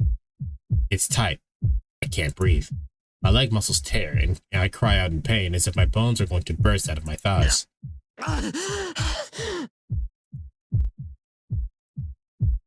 It's suffocating. How long have I been running? Having left Kotomine behind, I've been running like there's no tomorrow, through the forest with Illya in my arms. That's also probably the worst way you could choose to carry somebody if you have to run. It would be much more easy for him to carry her on his back. I've already run over 5 kilometers.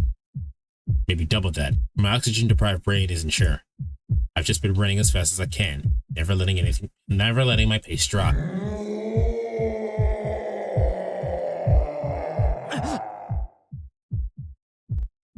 But I can't get away.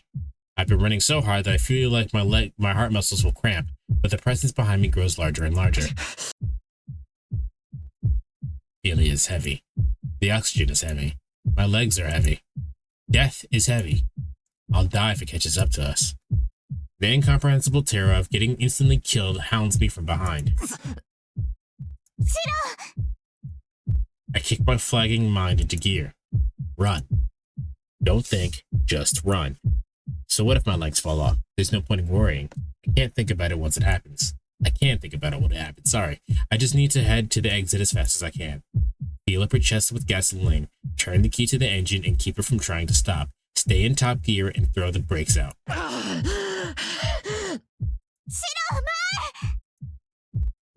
My?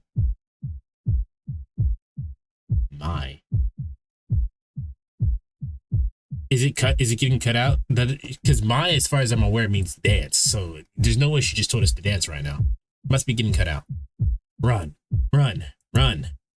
Run to stave off the anxiety closing in from behind. Run to ignore the terror on my heels. Run to wipe out all this pathetic whining. Shut up. Stop screaming in my ear. My own breathing is enough to rupture my eardrums, so I don't have time to listen to your... Illya shouts into my chest. Her full-throated scream makes my body react without second thought. I stop. I take my heels to the ground and halt my momentum and set Illya down. I ready the black key sword I had on my waist and manifest my magic circuit at 200 miles per hour.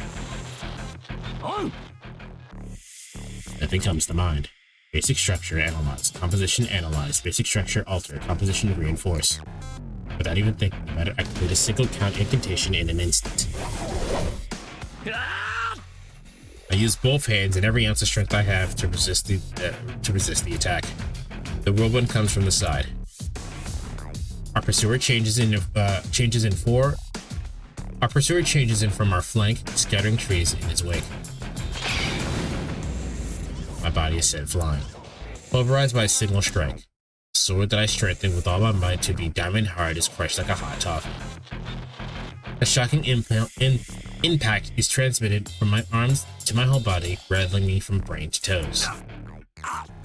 I'm flying. I put everything I had into that attack and it got overwhelmed. I can't fight it. I can't fight it at all. Shido and Mia can't even slow that monster down. My body is floating in the air. No, it's soaring. Just like the thrown javelin, his attack bats me through the air, sending me dozens of meters away. It might even send me back to the castle. That's how hopeless the gap in our strength is. How bleak our chances of escape are. I pauses. I keep sailing through the air. I'll probably die once I fall. Just when I'm about to escape the vast power, accept the vast power difference as my inevitable fate.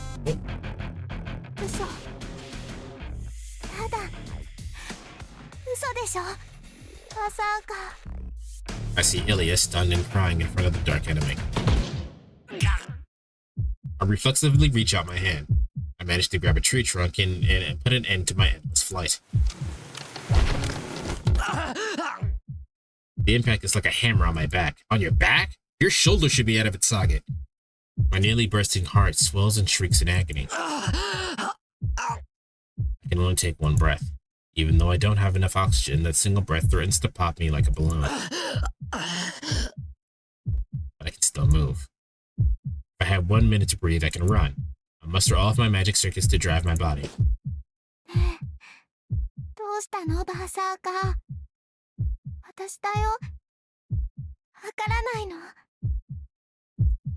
Illya looks like she's been entranced by the dark foe. In her shock, she keeps whimpering in denial and in the changed thing before her. Oh my god! She's fixated on the darkness of the enemy's identity. Kotomina said that it can't see. He was right, but not right. The serpent has no eyes, nose, or mouth anymore. Its gleaming red sockets give off only bloodlust. Its entire body is corroded by a black mud, and the wound that Saber inflicted is still there. It's something different now. Swallowed by the shadow, it's now a monster whose only purpose is destruction. It can't see what it's chasing. The Dark Berserker's eyeballs don't see Illya, never mind me.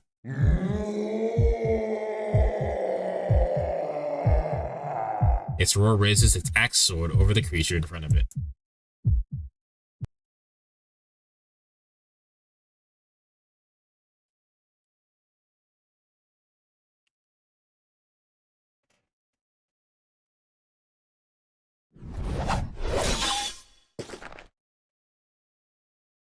Oh, it's the little shack.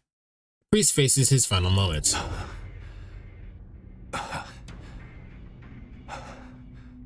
Kirie Kotomine leans against the wall, staring at the blurry skull from in front of him. Why am I reading so fast? His vestments are battered and torn. His breathing is labored, and he is down to his last 3 black keys. これで爪かの。サーバントを向こうによく持ったと褒めるべきか。His old man's chuckle echoes overhead. Assassin is silent, unlike his talkative master. To him, combat is work. The dirks he aims at his target's vitals are also meant to gauge his prey's strength. When the prey defends against the first dagger, that tells him its mobility. The second dagger reveals its mindset. He maintains a distance of 7 meters. The killer keeps the target at distance where only thrown weapons are effective, in order to measure its abilities. If he can't slay it in one blow, then he chases it to a position that's possible. He cripples its limbs, wears out its stamina, and drives it to the point of heart failure. To assassin, it's more like a hunter than an assassin. To assassin, his daggers are merely steps to ensure a certain death. He uses the daggers to measure the prey's strength, forces it into a prime opportunity for a kill, and then finishes it off with the devil's arm. It is his work and lifestyle that bring him no pleasure. While the work is dull, the priest proved to be an unexpected, intriguing mark. He's already used over 20 daggers. The daggers were thrown to gauge his opponent, but every strike was lethal. The priest broke out of the forest while fending off his attacks, arriving at these ruins. Assassin had dismissed him as a mere mortal, but the priest's skills are worthy of admiration.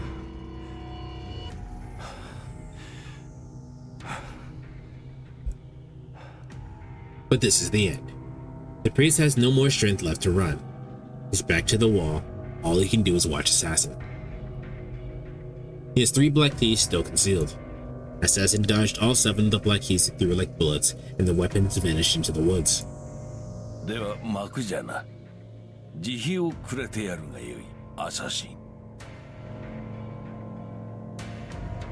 The skull shakes. Assassin throws daggers without making any visible motions. He targets the forehead, pancreas, and diaphragm. Simultaneously, the priest defends against the unleashed lightning with the black keys in his hand. It is a foregone conclusion. A throwing technique which once unleashed is certain to spell victory. The 3 vital points are our fate. Once Kirei Kotomine parried the daggers, his fate was sealed. A wing flutters open. Assassin's long cursed arm unfolds like a one-winged spear. It is an unavoidable attack. Assassin knows the priest's movements. He has a firm understanding of his tired, bloodied prey's abilities. Thus it is inevitable. The prey may have avoided getting killed by the dirks, but his life ends here. Even if he has some strength in reserve, the priest's body cannot keep up with his thoughts. The 3 daggers he parried left him no choice but to jump to his side. He has no way to escape this arm from 4 meters away. The devil's arm extends. The priest shows no fear. He was prepared for this. He has anticipated everything. The feint, the attack from the cursed arm he defended himself, and the lack of any avenue of escape. Yes, this outcome was inevitable, no matter how much he struggled. That is why his last resort is sacrifice himself in a simultaneous strike. The skull chuckles. In reaching for the priest's heart, the devil's arm crosses paths with the black keys. That is not a problem. Only Assassin's arm took any damage. He learns the black keys can strike him even at this range. But too bad for the priest. Even if they are imbued with magical effects, his black keys cannot defeat Assassin. The 3 thin swords will probably pierce Assassin and nail him to the tree behind him. But that's all. While the priest celebrates the fact that he finally wounded Assassin, he will die when the Assassin crushes his heart. Assassin's arm finishes its work first. His noble phantasm, Zabaniya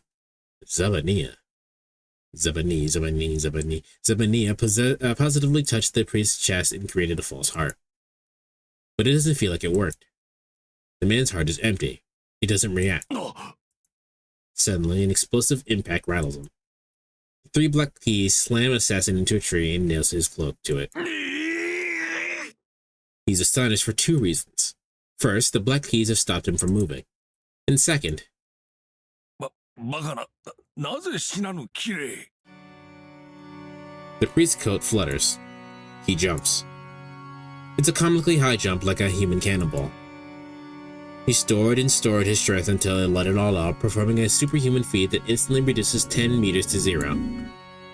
High above the lush trees, his hand closes around the head of Zoken Mato, who has been enjoying the would-be execution. That much is obvious. His bodyguard has been pinned to a tree by the 3 black keys. While only inflicted flesh wounds on an assassin, the blessed stakes also make it impossible for him to rescue the old man.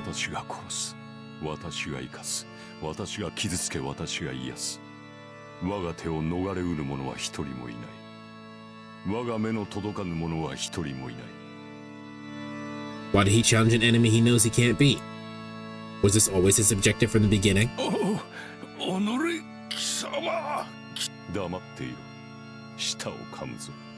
God, that's so fucking cool. The priest takes hold of the old man's head and slams it into the ground.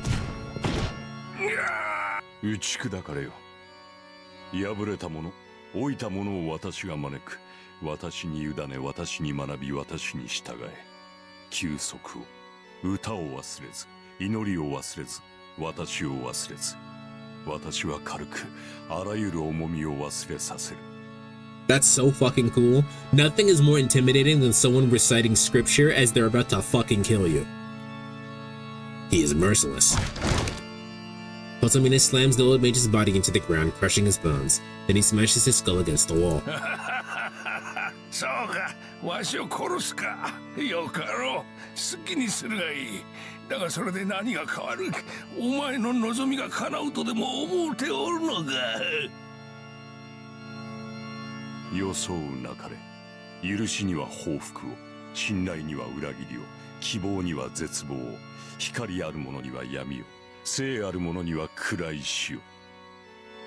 He walks, marking the wall with the trail of the old man's blood.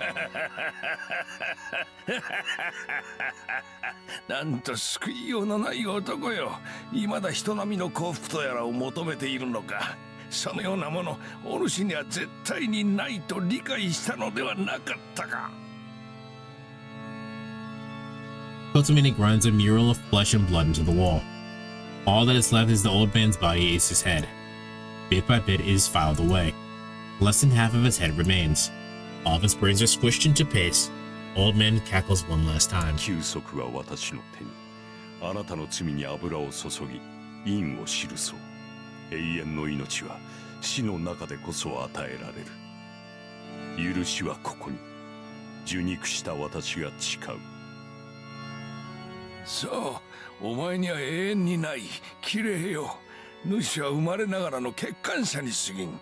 この世の道理に溶け込めぬまま生還者であり続けるがよい。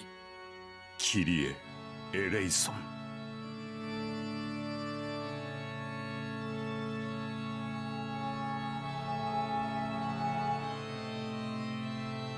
The cackling fades.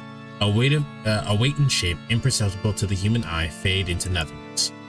Baptism rites. The church has fixed its scriptures, the words of their God, into a system. Within that magecraft foundation, baptism rites are said to be the most powerful tool against spirits. When souls are cut out from their bodies, becoming lost and crazed, These keys of providence return them to the void. The 500-year-old mage's flawed convictions are sublimated in a final act of mercy. That's fucking sick.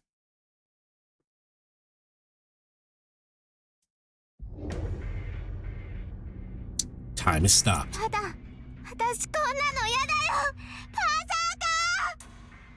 Illya screams a plea, but the giant doesn't know who she is. It swings its greatsword down on her. Illya! I run. I was thrown about 10 meters, but I can cross that in an instant. I know I'll make it if I run. In the span of a single breath, our narcotic blood propellant will propel my body like a jet stream, and my thoughts will blaze like lightning. I take a step forward. My body feels light. I can feel time stop. I can make it. I know I'll make it, but once I do... The black key had no effect. I had no effect. That's why...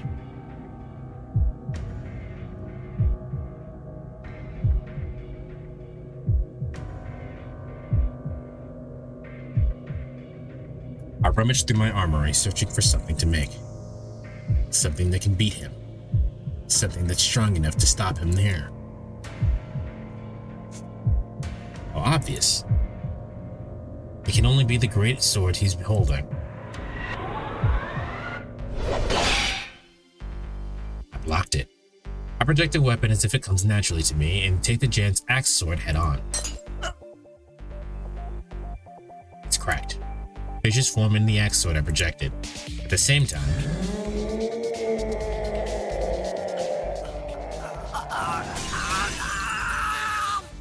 the feedback from using something I shouldn't have used nearly kills me.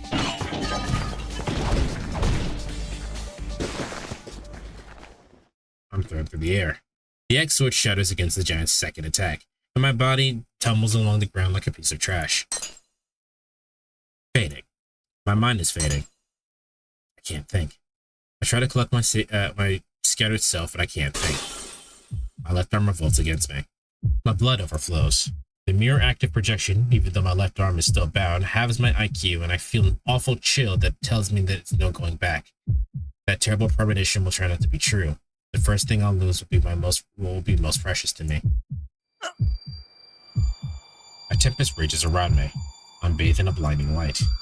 I can't see. I can't find it. I've lost sight of it amidst the pain. I'm looking for it, but I can't find it. My ego becomes a grain of salt, a grain of sand in the desert, never to be found by anyone ever again.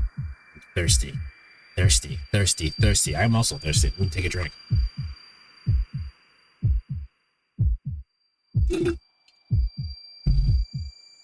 Shiro, しっかりして。ちゃんと自分を見つけなさい。Illya's here. I'm on the ground. The dark giant is about 10 meters away. Its red eyes dazzle as if searching for my thrown body.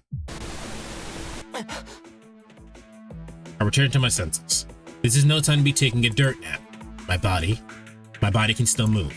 My only injuries are scratches from the tree branches. I'm only lightly bleeding. But my lungs feel tight. I gasp for air, trying to oxygenate my exhausted body. That's all.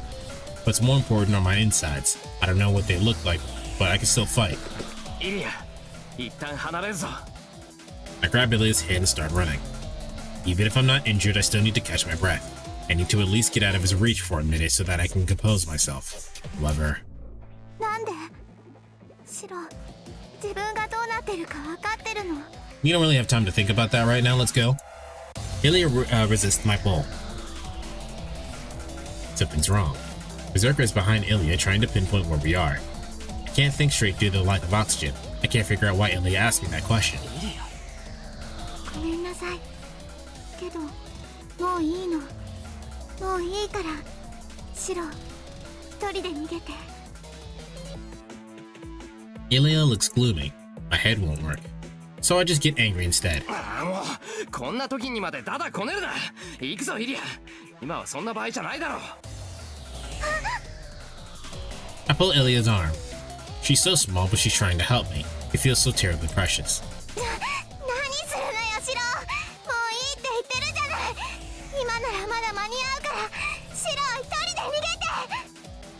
She hammers her little fist into my head. I ignore it. 黙ってろ。んなことできたらな。そもそもこんなところに来てないんだよ。I hug Illya tight. Her eyes ask me why. What a dumb question. It doesn't matter why. 理由なんてあるか。俺は勝手にイリアを守るだけだ。いいか、兄貴はな、妹を守るもんなんだよ。はあ、バカじゃないの。私はシローの妹なんかじゃないもん。You literally are. If Kiritsugu had a child and that child is you, then you literally are our sister. Talk about ban yourself. いいんだよ。一度でもお兄ちゃんなんて呼ばれたら、兄貴は兄貴だ。たとえ血が繋がってなくても、イリアは俺の妹だろ。シロー。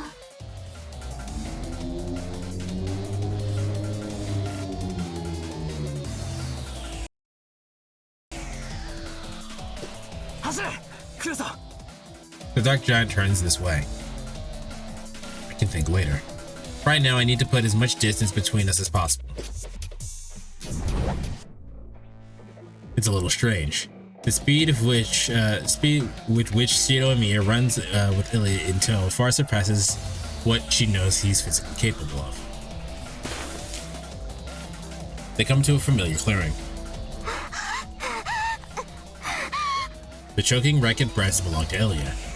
I don't feel out of breath at all. Maybe my body's gone numb. It feels hard because I lack oxygen, but it's like I'm not even breathing. Like I'm a dead man. My heart's been on a complete strike for a while now.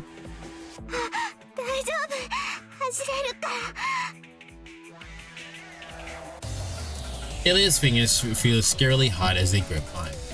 She's never had the physical strength to keep running like this. The creators never thought she'd have to engage in physical exercise like other humans while they were designing her. Isn't she half human? I have a headache. Not that that should make it better, but knowledge I don't know is entering my brain. They're distractions. We need to get away from here. The giant is closing in on us, even though its intellect and senses are sealed. For a while, this seemed to go wrong in the wrong direction, but I don't like how fast it's getting. My legs are shaking. I calmly judge that I won't be able to move more than 10 more meters.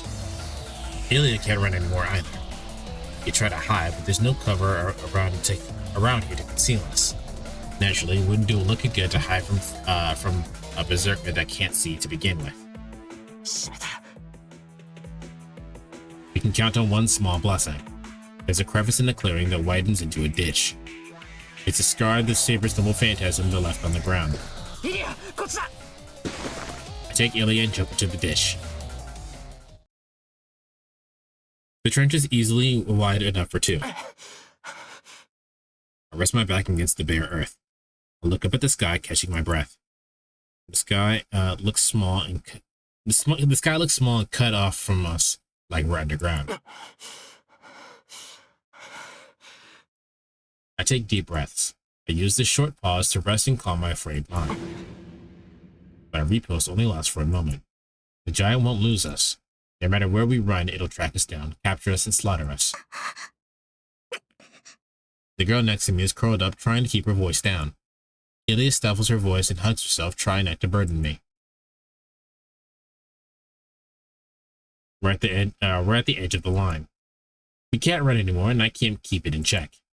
Look at the red shroud on my left arm. Our one way out of this has been waiting for me to unlock it. I'll die. Kotamina said that Kotamina said that if it's the fuse on the time bomb, I'm reminded of my earlier pain. A single projection almost shattered me.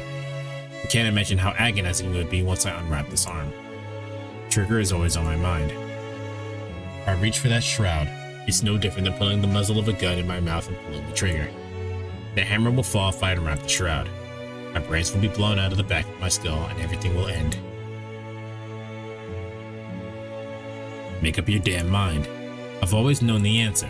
I'll bring Illya back and save Sakura. I know what that means. I'll keep protecting Illya, defeat the alien shadow, and tear Sakura away from it. That's the impossible miracle I've wished for. Even now, I desire the outcome with every fiber of my being. I know it's a dream, an ideal that will never come true, but I've never even considered giving up on it. So I have to go. I'll save Sakura and help Illya. I can't do it. Sakura is dying. Her path contains nothing but destruction. Someone told me that it would take a miracle to save her. That's right. Salvation that humans can't achieve. To acquire a miracle that you can't achieve on your own, you have to pay an appropriate price. You can't protect yourself while saving someone else.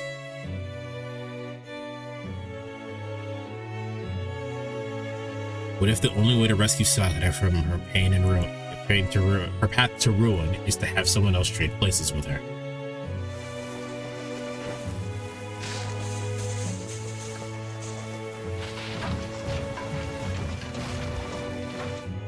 The earth trembles. A living tempest is charging towards us. Oh, he said that when he fought Berserker in the first timeline. She realized that I'm holding my left arm with my right hand.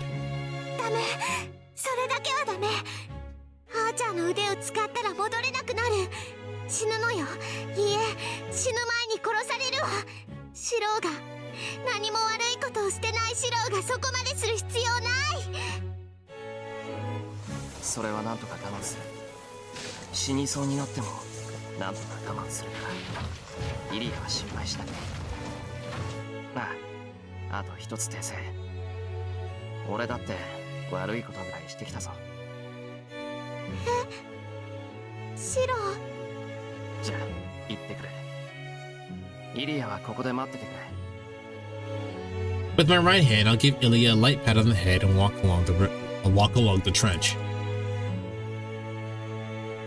I leave Illya. I lure Berserker away from the fight head on. I need to make sure we're far enough away that Illya doesn't get involved. I'll touch the nut securing the holy shroud on my left shoulder. It's tied tightly around the waist, so I have to undo it from the shoulder. If it's untied, I can tear the rest of it off. When I do, the pain I'll feel will be dozens of times worse than anything I've experienced so far. Puts a mini cult at a fuse on a time bomb. I'll ignite it once I take off the shroud. I don't know if I'll explode 1 minute later or 1 day later, but I'm certain there's no putting out the flame once it's lit. My tongue is dry. I can't shake off the fear even though I know it's coming. I'm so nervous I want to scream. I wonder if I'll stay sane. I'm utterly terrified of myself. It's only natural that I'll die. My being here makes that foregone conclusion. But if I'm going to be killed anyway, then I'll keep living as long as I can. So there's only one thing I'm afraid of. I hope that my mind won't break before my body does. Will I withstand the pain? Will I forget who I am, who Illya is, before the fight even starts? Will I even forget my vow to protect her? That's what I'm afraid of. More than anything else, that's why I've kept this sealed away. I told myself that I'd never use this arm even if my life was in danger. What happened to Berserker could happen to me too. I might give in to the pain, lose my mind, and turn into something like that. I'll always be afraid of that as long as I have this left arm. It's the embodiment of the nightmares we've bore I'm killed. And yet, if I know that, then why am I still here?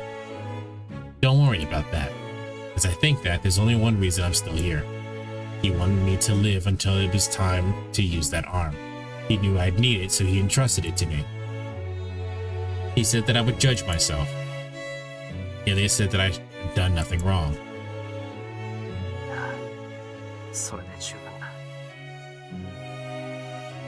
I'll redeem myself here. I betrayed myself and sacrificed so many lives. But there's something I still won't compromise on, and I'll keep living for it. I channel my strength into my red punishment. Will I live or will I die? I take a deep breath, bracing myself for what's to come, and tear the shroud.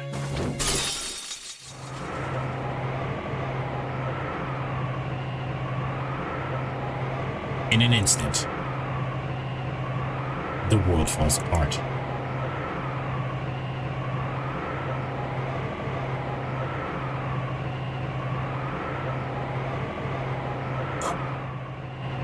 Despair howls. The gust exceeds 100 meters per second. I'm being battered by a tempest that no person, no living thing, could possibly survive in. It isn't even wind anymore. The air pressure is a steel storm crushing my body.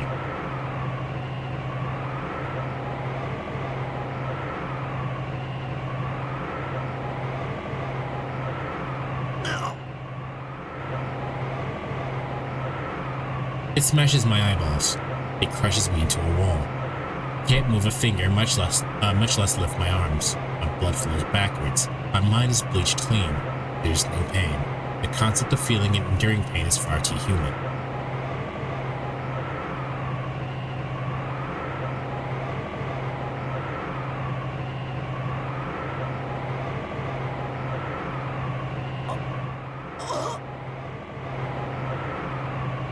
I melt. I can't even cry out in defiance. I have nothing. No way to resist. I need to move forward, but I can't even lift a finger.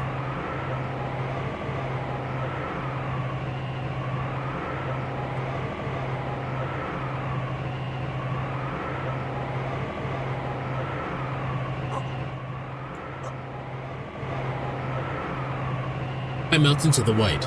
My body and mind crumble into senselessness. Forward. Why am I here? Still forward. What did I become like this for? Beyond. What am I fighting for? Go forward past this wind.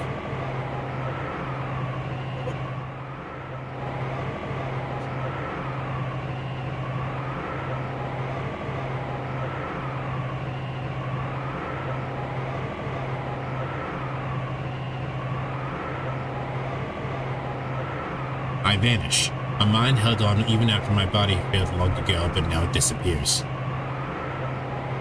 I can't hold it together. I can't move no matter how hard I try. I can't hang on no matter how determined I am. I try focusing every fiber of my being into clenching their right hand. If I can do that, I can plant my feet. If I can move any part of my body, I'll use that as a foothold to move forward. I can't move my fingers, much less make a fist. My left eye is polarized. The howling wind punctures my eardrums. My consciousness inside are fading. Amidst it all, I see an impossible vision.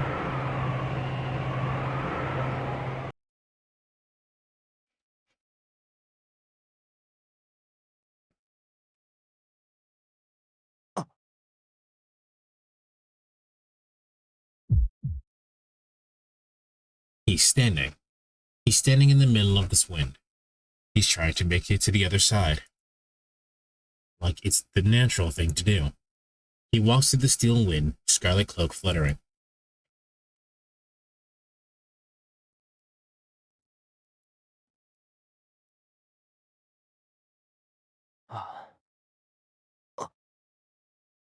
I clench my jaw. I hear my teeth grinding. My right hand has been balled into a fist all this time. The Red Knight doesn't look at me. He turns slightly, revealing a grimace face. He doesn't care that I'm about to be swallowed by the wind. He foresaw this outcome. Shino Omiya cannot defy this wind. He's known all along that there is no man. What? He's known all along that there's no future for a man who betrays himself, who clings to his wishes he can't handle. His words are correct. Someday I'll be judged for my accumulated debts. And yet his back says,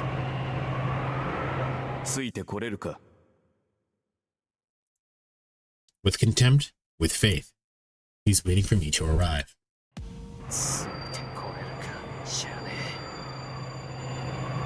My vision burns.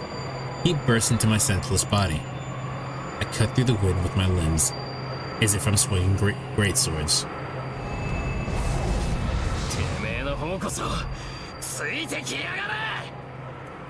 With all my strength, I charge past the red back.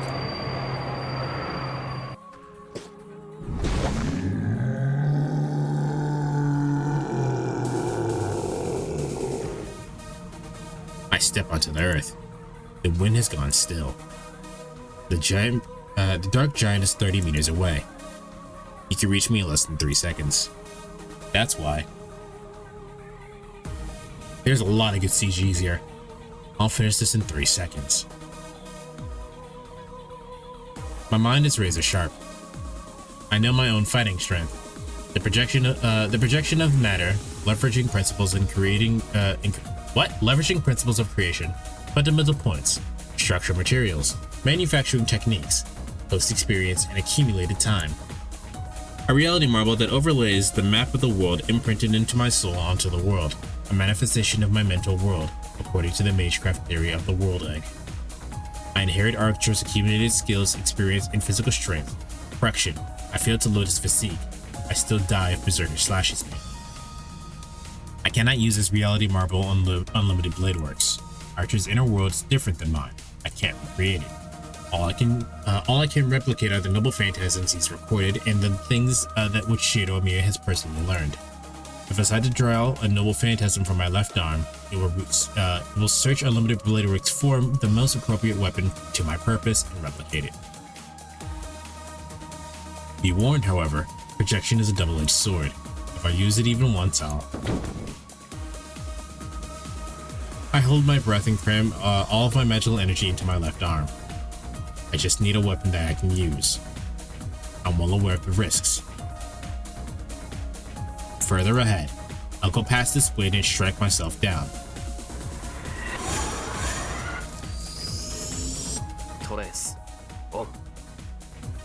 I stare at him. I take in every millimeter of his greatsword. I spread my left hand and take hold of an imaginary weapon that is yet to appear. It's incredibly massive. Shido Miya cannot handle this sword, but this left arm can replicate the enemy's monstrous strength.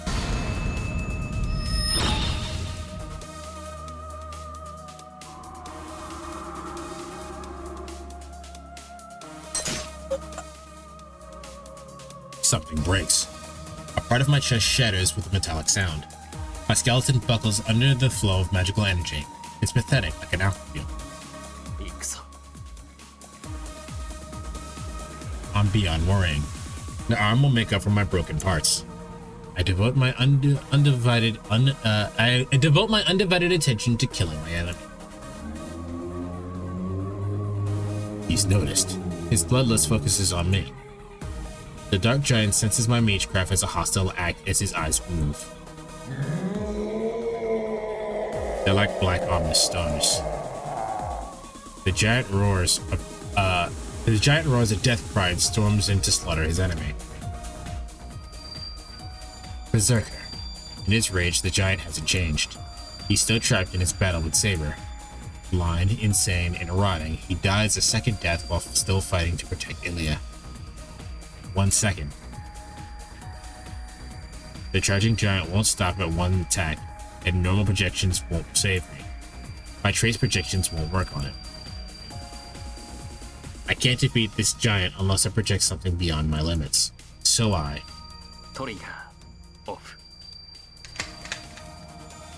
visualize 9 blows. I duck the first swing, activating all 27 latent magical circuits in my body. 2 seconds. He's in front of me. The greatsword comes down. Air pressure viciously whips me. I step in to meet the assault. My aim focused on 8 vital points.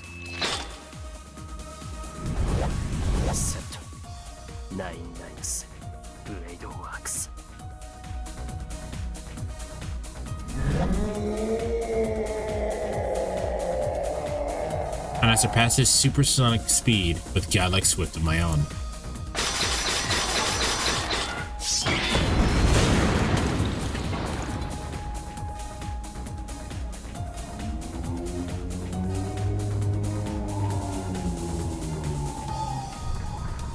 He won't go down. Berserker's still standing even after being ravaged by his own weapon. I take another step forward. My left hand holds a giant sword. I'm faster. Berserker's dying without 8/10 of his body. I can finish him first. I lift the sword to his chest I left the sword to chest height and drive it in like a spear.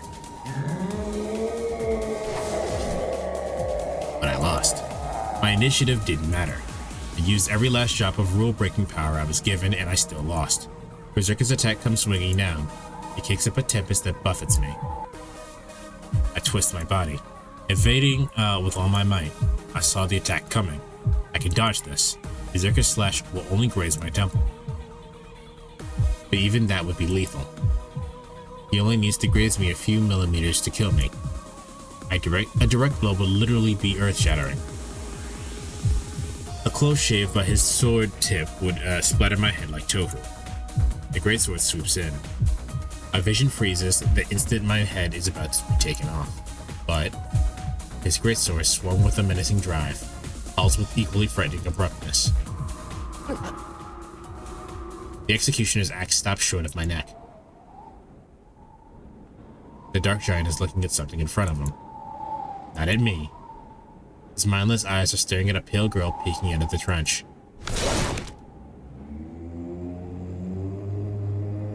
I pierce him. I don't miss the opportunity to mercilessly drive my sword through Berserker's heart.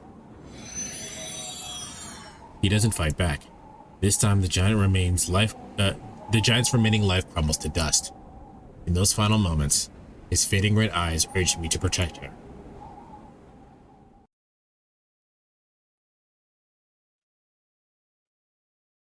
The battle only lasted a moment. It really was finished in the span of a single breath. With trembling lips, the boy told the girl that he was leaving. He took the red bindings off in his hand and left her side, swallowing his fatigue and worry. She came out of the ditch to stop him. For an instant, she watched his back shrink in the distance, unsure what to say or if she could stop him, until she couldn't take it and came out after him. Less than 10 seconds passed. That brief hesitation decided the outcome of the duel. She emerges from the trench. The battle was already over. Her giant protector looked at her as he disappeared. A breeze entered the clearing as if to announce the end of the fight.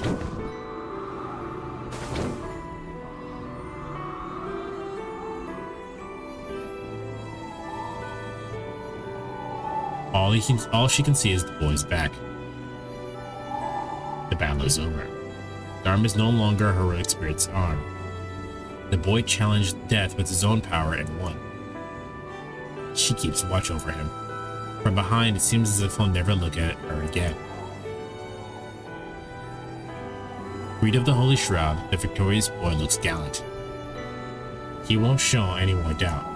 The moment he tore that shroud off and created that projection, he cast off all distractions. She watches him gloomily from behind. The boy has become someone else. Something else. He has chosen a foolish but noble conclusion, and there is no going back.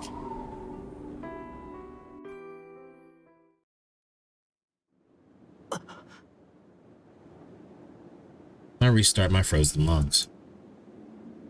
My left arm feels hot, and my entire body aches.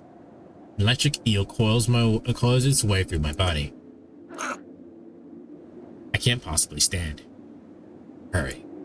I need to hurry and wrap my arm in the shroud again. I'll hit the time limit unless I escape this pain. But I can't seal it back up quite yet. I can't rest and put down this arm. Once I defeat her. Saber. I read that wrong, but don't worry about it. I face Saber. I swallow my pain and steel myself for another fight. Saber slowly approaches as if she'd always intended to tag in for the defeated giant. She stops. She's 7 meters away, close enough for her to close the gap and strike in one breath. I face her head on. I'm going to die. I can't move after fighting Berserker. I won't be able to avoid being cut in two when Saber rushes me. That's not all. I wouldn't be able to beat her even if I was at my best. No matter what I do, I can't project anything stronger than Saber's Noble Phantasm. Then project her Noble Phantasm. So this outcome is certain. The only person who could defeat Saber is someone with the Noble Phantasm rivaling hers. But that's a contradiction. In sheer offensive power, Saber has the ultimate noble phantasm. While there might be a heroic spirit with stronger weapons than her sacred sword, but they're not in this Holy Grail war. Right now, only Saber's sword can defeat her. So it's a contradiction. In this situation, Saber is the strongest servant. The last time I saw Sakura, she had an inconceivable amount of magical energy. Even Sakura wouldn't be able to beat Saber. Unlike when I was her master, Saber now has an adequate energy source. She's effectively invincible. 無駄なことを。あなたではさくらは救えないと忠告した結果がそれか。Saber's voice is stone cold. What's bullshit? What's bullshit? That's the signal.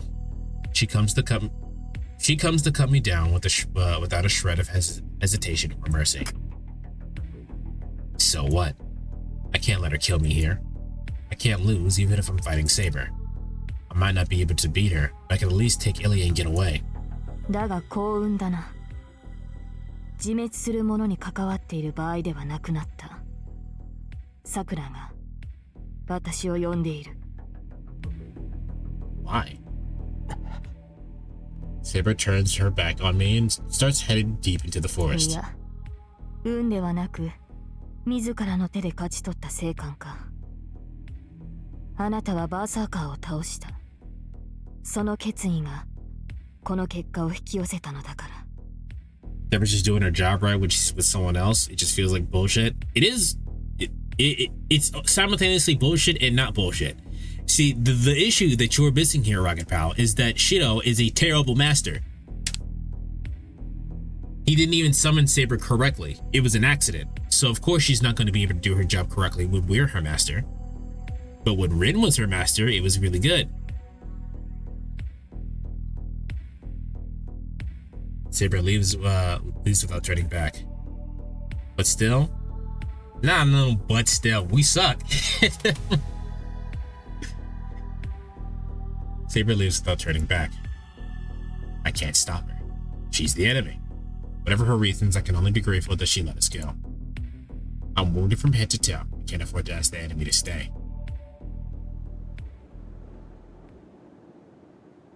I back past the pain and turn in the opposite direction as Saber fades into the distance. I need to take Illya and leave this forest. Saber isn't our only enemy. We might have gotten away from Sakura in the shadow, but Zulkin is still a threat as long as he's around. I know what's happening to my body. I know what will happen. I have 3 projections left. No, even one would be risky. If I want to stay in one piece. I can't face Zulkin and Assassin in this condition. Luckily for you, Zulkin's dead. There's no point in if my body tears itself apart right after our win. I need to keep my promise to Tosaka and save myself that final effort. I might not be able to fight anymore, but there's still hope. Shiro. I hear Illya's voice. ああ、今は少しでも早く森を出よう。セイバーの、いや、さくらの気が変わったら、今度こそ逃げきれない。I can't look at Illya. My heartbeat drums a cacophony like it's bouncing around inside my skull.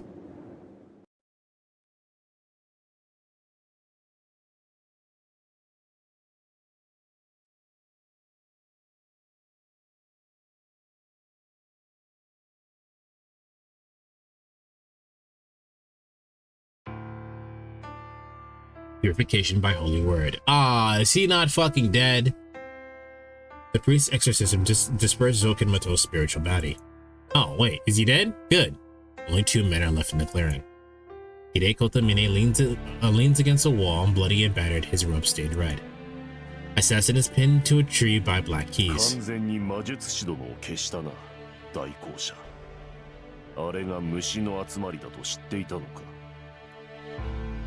He turns to face the voice. Assassin is gone. Only a bloodstain and black keys remain embedded into the tree. あれとは長い付き合いでな。虫を触媒にしてこちらに干渉する霊体だと知っていた。故に肉体をちぎったところで効果はない。殺すのなら跡形もなく肉体をすりつぶすか、貴様のように霊体そのものに攻撃するか。なるほど。人間にしては強いくくりでとどまっていた魔術師殿だが、経典による聖言には弱かろう。悪霊払いとはよく言ったものだ。魔頭造剣にとって貴様は天敵だったということか。The priest doesn't answer. He checks his injuries. He said Ningen? Yeah? Yeah, he did. What, we challenge Zamasu here? He doesn't have the pass. His bleeding has stopped. He's lost his weapons, and he isn't critically wounded. A few minutes of rest should be enough to recover his strength. それでどうするのだ、アサシン。お前のマスターは消えた。魔力提供がなくなったお前ならば、私の聖言でも十分に通用するが。だろうな。この体はじき消える。Oh, is he gonna fucking take him? マスターを得なければ、この森に漂う浮遊霊と大差はない。この身は一日を待たず下級霊に落ち、この世から消えるだろう。そうだ。マスターのいないサーバントであらば、私でも傷は与えられる。それでどうなのだ。 No, I want you to be my new daddy. That's what he's about to say. それほど酔狂ではない。魔術師殿は慢心によって敗北した。私の落ち度とは思えぬ。思えぬが、合点のいかぬことがある。それを聞かねば収まりがつかん。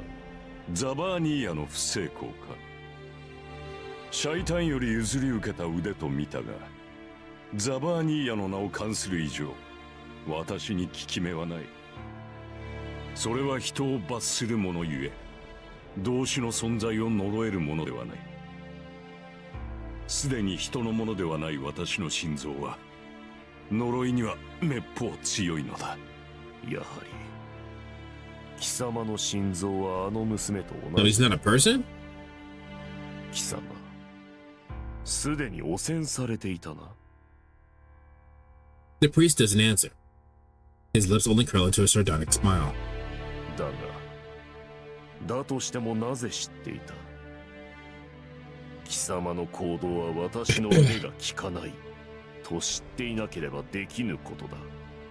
貴様は初めから私に宝具を使わせるつもりでいたな。そうだな。お前の腕は知っていたぞ、アサシン。対象の心臓と全く同じ偶像を作り、反響存在とすることで実像の心臓とすり替える呪いの腕。私のサーバントはその腕によって破れたのだ。では貴様は。ああ、見ていたとも。奴が生き絶える瞬間までな。知っていたのは当然だろう。ランサーを倒した時点でお前の失態は決まっていた。確かにこれは失態だ。 Assassin clicks his tongue with loathing. He dismisses his bloodlust. Disappointed, he leaves. The priest's response seems to have satisfied his curiosity. 次の契約者を探しに行ったか。大方、次の雇用主はマトサクラといったところだが。The priest has no problem with that.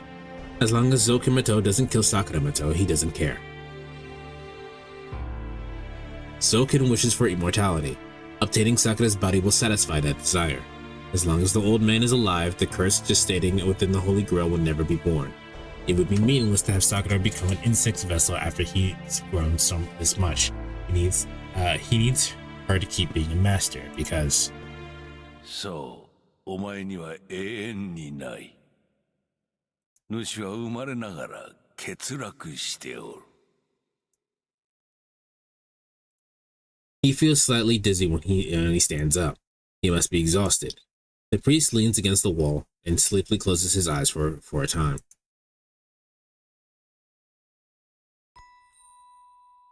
It happened 10 years ago. Flawed from the moment you were born.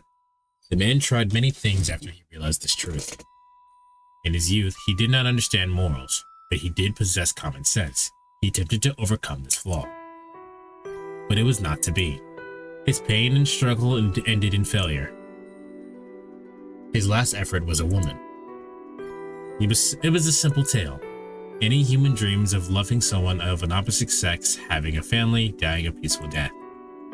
No one spurns that peace or fails to dream of it. He was no exception. Even if it didn't appeal to him at all, he decided that it would be nice to have. And he loved a woman to obtain some measure of human-like happiness. He chose a woman with no future. She was ill with only years left to live. Did he choose her because of that, or because he had no other choice? Even now, he's not sure why. They spent about 2 years together. The man tried to love the woman. The woman did her best to love him back, and she gave him a child. But the outcome did not change. The man found happiness in this woman's suffering and his child's despair. The more he tried to love her, the more she suffered. To him, it was the only saving grace of their bond. The contradiction did not bother him. He was not even sure if he suffered. But the more the woman tried to soothe him, the more he found himself wanting to see her grief. She was a saint. She was frail, but he would have called her a saint. It need not be said how profound her faith was, and how well she understood his rage. That is why he nearly despaired. He would never again meet someone who understood him so well and tried to heal him. But even this woman could not fill the void within him. So there was no need to question his life any longer. He was born flawed. His birth was a mistake.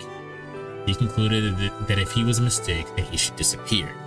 He went to part ways with the woman before his death.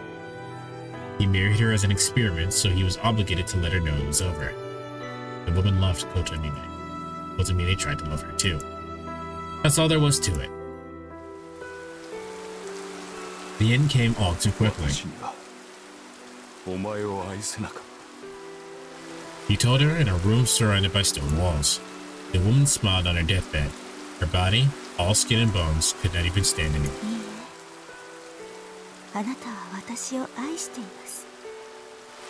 Then she smiled and ended her own life. He didn't try to stop her.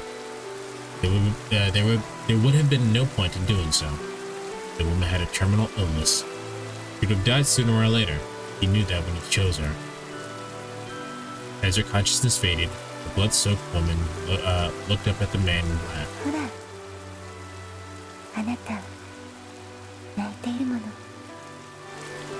Of course, he didn't shed a single tear. He only looked that way to her. With her death, the woman proved to him that he could love somebody and that his life was worth living. He left the room without saying another word and abandoned the Lord's teaching.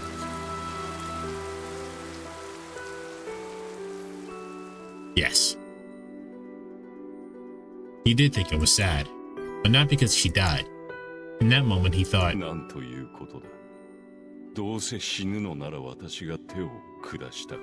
Jesus. He did not want her death, but lamented the fact that he couldn't enjoy it. It happened long ago.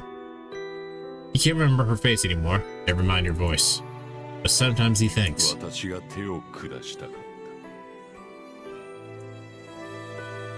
that have brought him joy? Or was it because he loved her that he was sorry he couldn't kill her? He would sever that train of thought whenever he found himself dwelling on it. That question should be left to eternity. The woman's death was meaningless, because her devotion failed to change him. But he did not want it to be worthless. He would never try to answer that question.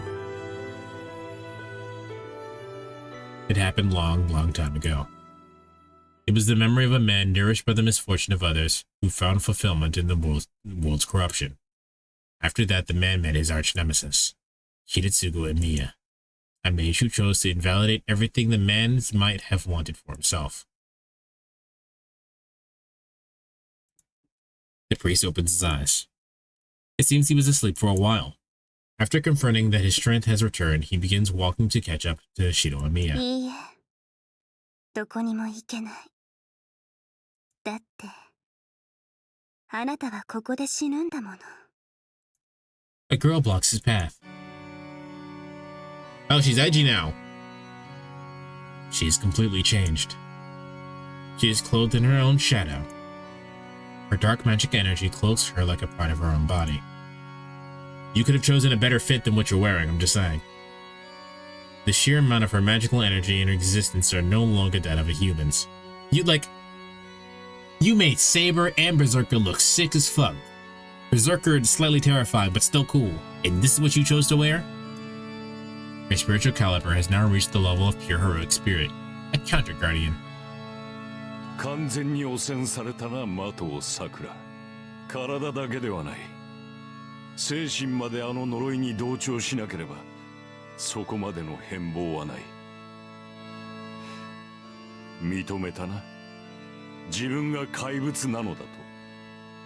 開き直ったというわけだ。The priest denounces her even though he wished for it. He scolds her for becoming drunk on her own power. そう。自分の力に酔うのはいけませんか？けど、きっと仕方のないことなんですよ、これ。もっとみんなが優しかったら、私だってもう少しぐらい我慢したと思うんです。ほう。我慢とは何をかな？自分をですよ、神父さん。こうなってやっと認められました。私、この世界が嫌いなんです。私を捨てた遠坂の家。私とは何もかも違う。何不自由なく生きてきた姉さん。怖いおじいさまとかわいそうな兄さん。私の痛みも知らず平穏に過ごす街並み。そういうのが今はすごく許せないんです。これが八つ当たりだって理解しています。けど悪いことだって分かっていても思ってしまうんです。そう、今まで私を助けてくれなかった全てに私を思い知らせてあげたらどんな顔をするのかって。 The girl smiles in grim delight. The priest is unaffected. He looks at the girl like something dirty. 変わったな、的を桜。なるほど。その闇も適合するための素質だったというわけか。ええ、変わりました。私は今までの的を桜じゃない。あんな弱い子はもういないの。そう、今までみんな私を苦しめてきたんだもの。その仕返しに私がみんなを苦しめてあげるだけ。ただ耐えているだけの私はとっくに消えたわ。 She giggles. Multiple personalities. Sakamoto is God replaced by a separate personality that was sleeping with him. It's the only explanation for a wildly different, charming attitude. But 何を言う。隠す必要などないぞ、的を桜。the priest denies her with a blunt sentence. 何をですか？隠す必要などないと言った。お前は別人格などではない。泥に飲まれ暴力に酔うお前もまた的を桜だ。異なる人格を用意し、的を桜は悪くないなどと言い訳をする必要はない。 The girl's face stiffens. Is it true? The blackened girl grits her teeth and glares back at the priest. 何を？あなたが私をこうしたくせに。 Her shadow rides in concert with her loathing. They erode everything around her like a blaze. The speed which her shadow covers the garage is nothing like before. 否定はせん。私がお前を生かしたのはあれのマスターを続けさせるためだ。その期待に応え、お前は見事アベンジャーを誕生させようとしている。私ではできなかったことをお前は難なくやってのけたのだ。難なくなんかじゃない。私がどれだけ苦しかったのか、今もどれだけ苦しいのか知りもしないで。知らんし知る必要もない。小娘の恨み事を聞くほど酔狂ではないのでな。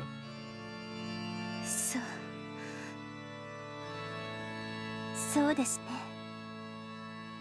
私も知ってほしいなんて思わない。そんな簡単に同情なんてされてやらない。私はこれから一方的に思い知らせる立場なんですから。A cruel smile plays across her lips. The priest doesn't hesitate to retreat. He moves with the same swiftness that caught Zoka and Mito in midair. He only takes one bound away. The girl is an amateur despite her enormous magical power. He can easily get away from someone who lacks experience in both combat and magecraft. バカな人。逃げられると思うの。私から。She snickers. Instantly, the priest goes limp and tumbles to the ground.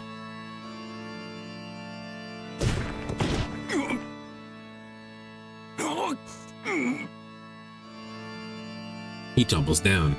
Kirei Kotomine crumples, spewing something red from his mouth.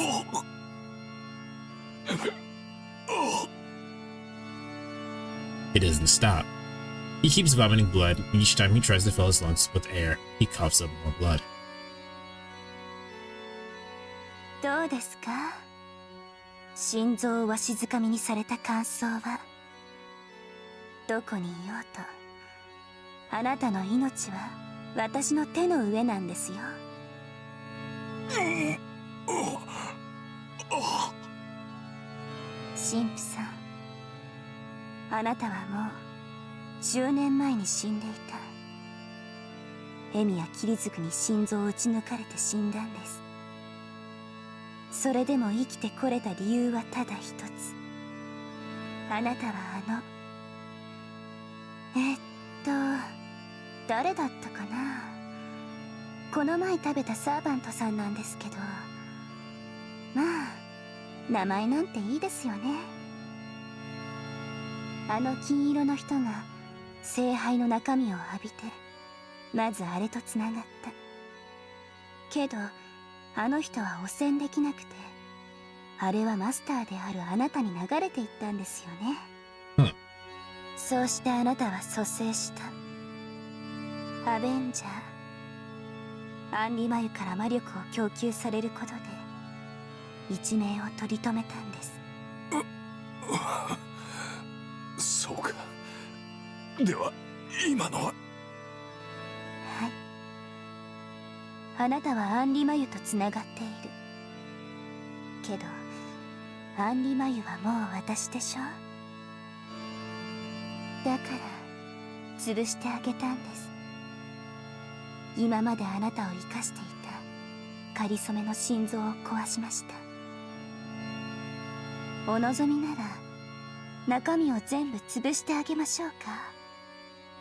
私の手はあなたがどこにいようとその中身を引きずり出せるんですから。 The girl raises a hand. Her gracious offer isn't sincere at all. She has no intention of letting the priest leave alive. She'll just laugh and kill him if he begs for his life. She'll take back any temporary life that sustained him. After all, it belongs to her. Even if the amount of magical energy he has is equivalent to a speck of dust in the corner of her bedroom, she doesn't need to let him have it. さよなら。私を生かしてくれたことだけは感謝しますね、神父さん。The girl's lovely fingers curl around an invisible doll. There's a squeezing noise. The priest on the ground is wrung out like a rag. Just one more twist. In less than a second, the priest will die completely. Just before that,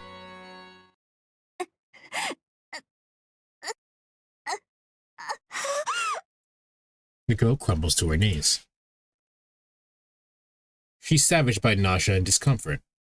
She claws at the blackened ground as if pleading for help.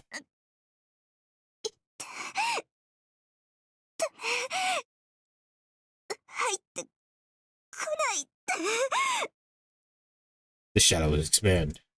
Something must have happened. The black robe covering her body suddenly blooms before returning to its original size. Berserker.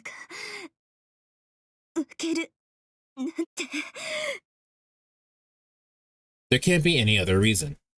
Berserker was defeated. With his death, the pure magical energy of his soul flowed into the girl, the Holy Grail.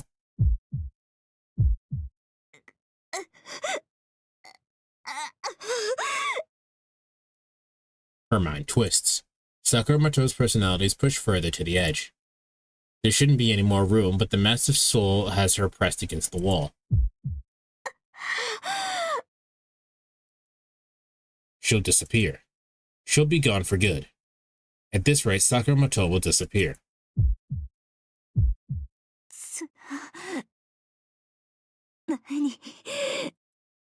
She remembers she meant to kill the priest and looks up. She curses herself for being too slow to follow through.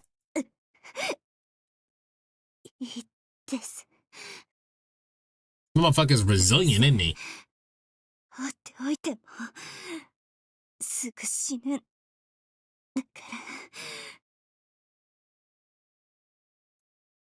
The ruins are empty now.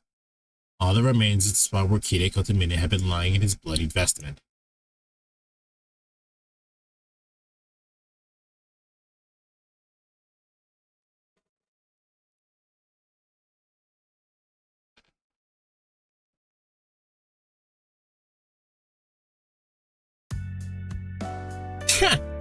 The fucking happy music. Alright, I'm going to keep going, but this is the end of this part of the VOD. If you're watching on YouTube, hit the like button, subscribe. Seriously, hit the like button. If you guys wanted me to check out the rest of the other two endings that we didn't get, the quote-unquote good endings, you guys gotta hit the like button. You guys gotta hit it. Alright, I'm gonna take a short break. Try to grab some food or something. And I will be right back.